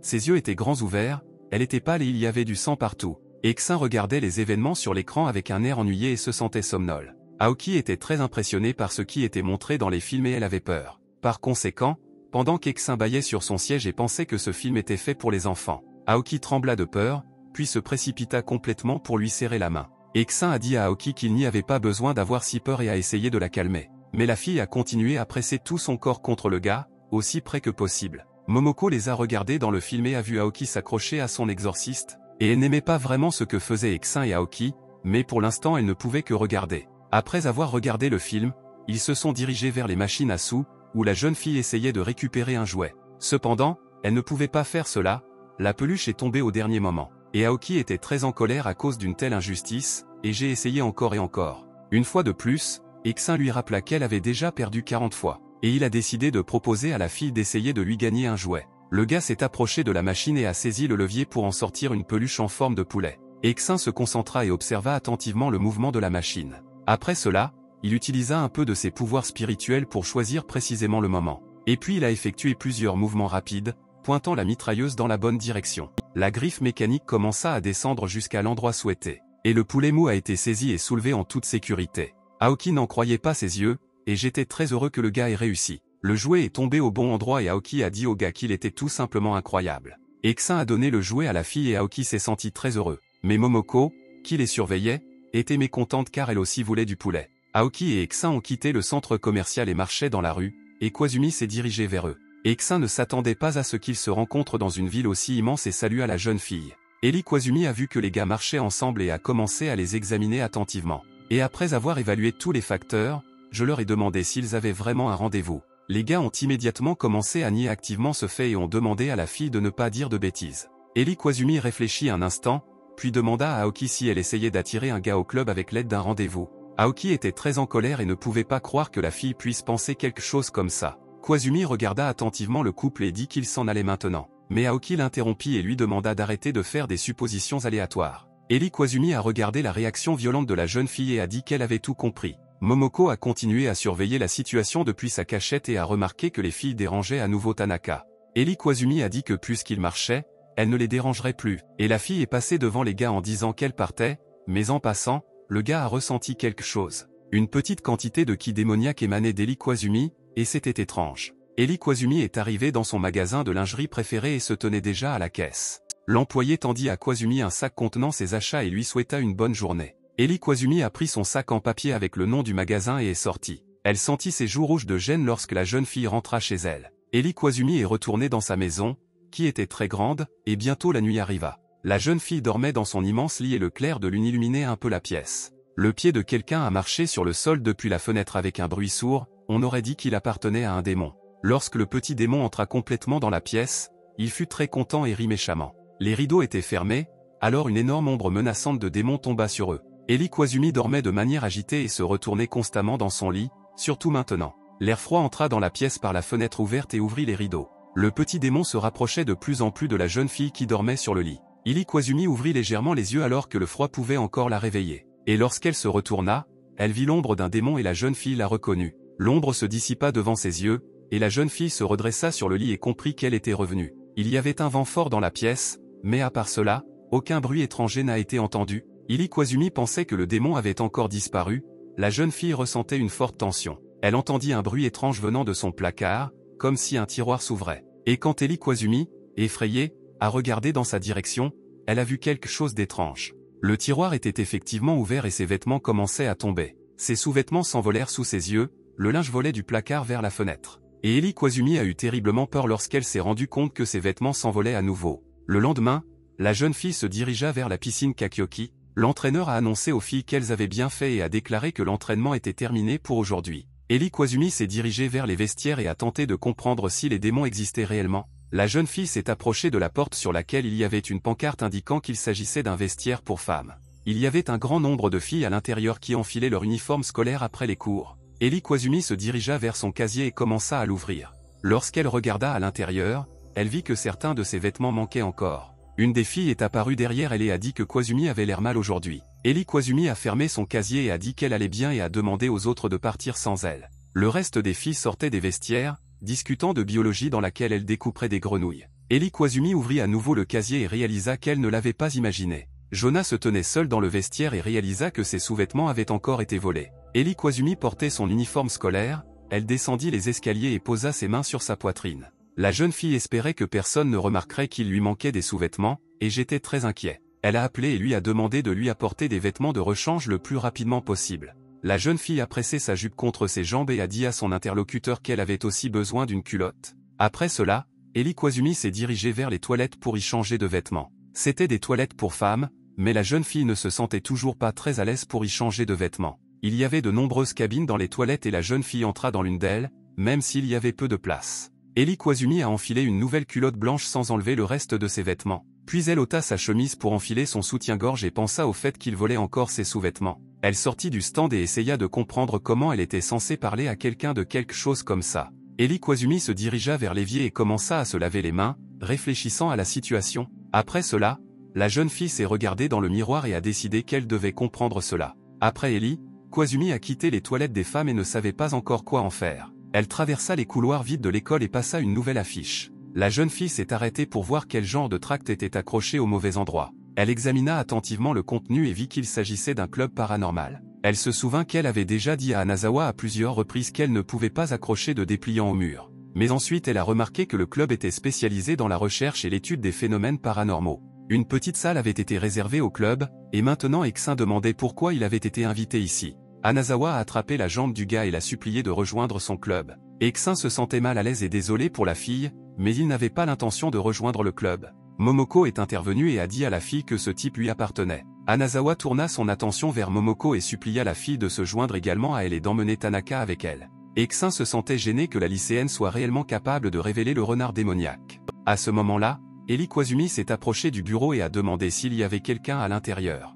Anazawa a jeté Momoko de côté et a dit que quelqu'un d'autre voulait les rejoindre. Anazawa courut joyeusement vers la porte et l'ouvrit rapidement pour saluer une nouvelle personne. Elle a souri et a dit qu'elle était heureuse d'accueillir ses nouveaux camarades. Mais elle n'a pas eu le temps de finir, car Koizumi lui a parlé et la fille a eu peur. Anazawa a rapidement fermé la porte du bureau du club paranormal devant le visage d'Eli Koizumi. Anazawa a commencé à paniquer à l'idée que la fille emmènerait le gars au comité de l'ordre public dès qu'elle le verrait. Momoko et Eksin n'ont pas compris ce qui s'était passé et la fille a demandé qui était venu. Anazawa a commencé à demander aux gars de se cacher pendant un moment parce que Koizumi était arrivé, mais les gars ne comprenaient pas pourquoi ils devaient se cacher. Anazawa les a enfermés dans un petit placard et les a suppliés de se cacher ici et de ne pas faire de bruit. Après cela, la fille a fermé la porte et a entendu Momoko se plaindre qu'elle était très à l'étroit à l'intérieur. Le renard démoniaque a commencé à repousser le gars d'elle et lui a ordonné de bouger, mais il n'y avait pas de place pour cela. Koizumi se tenait toujours à la porte et demandait ce que la fille faisait là. Anazawa s'éloigna des casiers et dit un peu nerveusement qu'il ne se passait rien de spécial ici. Le président du club paranormal se dirigea de nouveau vers la porte et l'ouvrit. Elle sourit maladroitement à la fille et lui demanda ce dont elle avait besoin dans son club. Koizumi a montré une publicité accrochée au mauvais endroit et a déclaré qu'elle l'avait trouvée. Anazawa a souri maladroitement et a dit qu'elle avait vraiment tenu bon et qu'elle écrirait certainement une note explicative plus tard. Mais Koizumi a dit que ce n'était pas pour cela qu'elle était venue ici et a demandé si la jeune fille étudiait vraiment les phénomènes paranormaux. Anazawa fut choquée lorsqu'elle réalisa qu'Eli Koizumi n'était pas venue ici pour la gronder pour son infraction. Par conséquent, la jeune fille a autorisé l'invité à entrer dans le bureau dans lequel se trouvait le club d'études des phénomènes paranormaux. Il y avait une table dans le bureau et les filles étaient assises l'une en face de l'autre. Koizumi a fini de raconter son histoire. Et Anazawa était tout simplement ravie et a crié que la fille avait vraiment un démon qui volait des culottes. Koizumi rougit partout et cria à la fille d'arrêter de crier si fort. Anazawa s'excusa, mais ne put s'empêcher de se sentir excitée en pensant à l'enquête à venir. Les filles parlaient non loin du casier et les gars entendaient tout ce qu'elles disaient. Momoko a continué à repousser le gars et à penser qu'il était étrange qu'elle ne connaisse pas un tel démon. Soudain, la jeune fille sentit un étrange mouvement sur son épaule. Et quand elle s'est retournée pour voir ce qui se passait, elle a vu un cafard sur son épaule. Koizumi a demandé si la fille pouvait trouver une solution à ce problème, et Anazawa a dit qu'elle avait besoin de temps. Soudain, les filles entendirent quelque chose frapper fort dans la boîte, et Koizumi a demandé ce que c'était. Il s'est avéré que le renard démoniaque n'aimait pas vraiment le cafard assis sur son épaule, alors elle s'en est débarrassée. Eksin remarqua qu'elle avait fait beaucoup de bruit et maintenant il pouvait être facilement détecté. Koizumi sauta de son siège sous le choc et demanda s'il y avait quelqu'un d'autre dans la pièce. Anazawa a dit que c'était impossible, puisqu'elle seule était membre de ce club et a ri maladroitement. La fille a essayé de mentir en disant que c'était juste un rat qui faisait du bruit dans le casier. Mais Koizumi soupira et ne croyait clairement pas un seul mot de ce que disait la jeune fille. Elle a dit que ce n'était pas important, mais que personne ne devrait en aucun cas savoir ce qui lui arrivait. Anazawa se sentait nerveuse car en ce moment, il y avait deux personnes cachées dans son placard qui savaient déjà tout. Koizumi lui a rappelé ce qui se passerait si la fille en parlait accidentellement à quelqu'un. Anazawa rit maladroitement et dit à la fille qu'elle plaisantait et qu'elle n'était pas du tout sérieuse. Momoko, qui se cachait dans le casier, a ri et a dit que c'était illogique car ils avaient déjà tout entendu. La jeune fille a remarqué qu'en raison de l'espace étroit, le gars était pressé directement contre sa poitrine. Elle a commencé à lui crier de ne pas s'appuyer contre elle et leurs cris ont de nouveau attiré l'attention. Koizumi se dirigea vers le placard où il se cachait et attrapa la poignée pour l'ouvrir. Lorsque la porte du placard s'est ouverte, la première chose que la jeune fille a vue était les jambes d'un homme. Koizumi regarda avec colère Eksin et Momoko, qui se cachaient dans le casier pendant tout ce temps. Et le renard démoniaque a continué à se disputer avec le gars et à le pousser. Anazawa observa toute cette situation et comprit que désormais son club était terminé. Ils arrivèrent à un immense manoir appartenant à la famille Koizumi.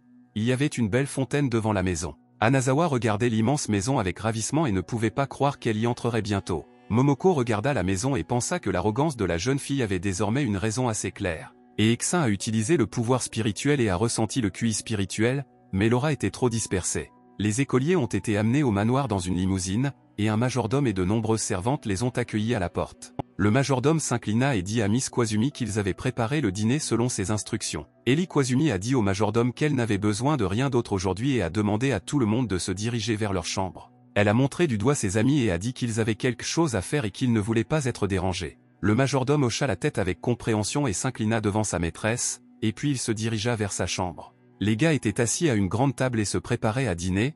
Ils voulaient également discuter du plan. Il y avait une grande variété de plats délicieux sur la table et l'hôtesse a demandé s'il pouvait s'en occuper.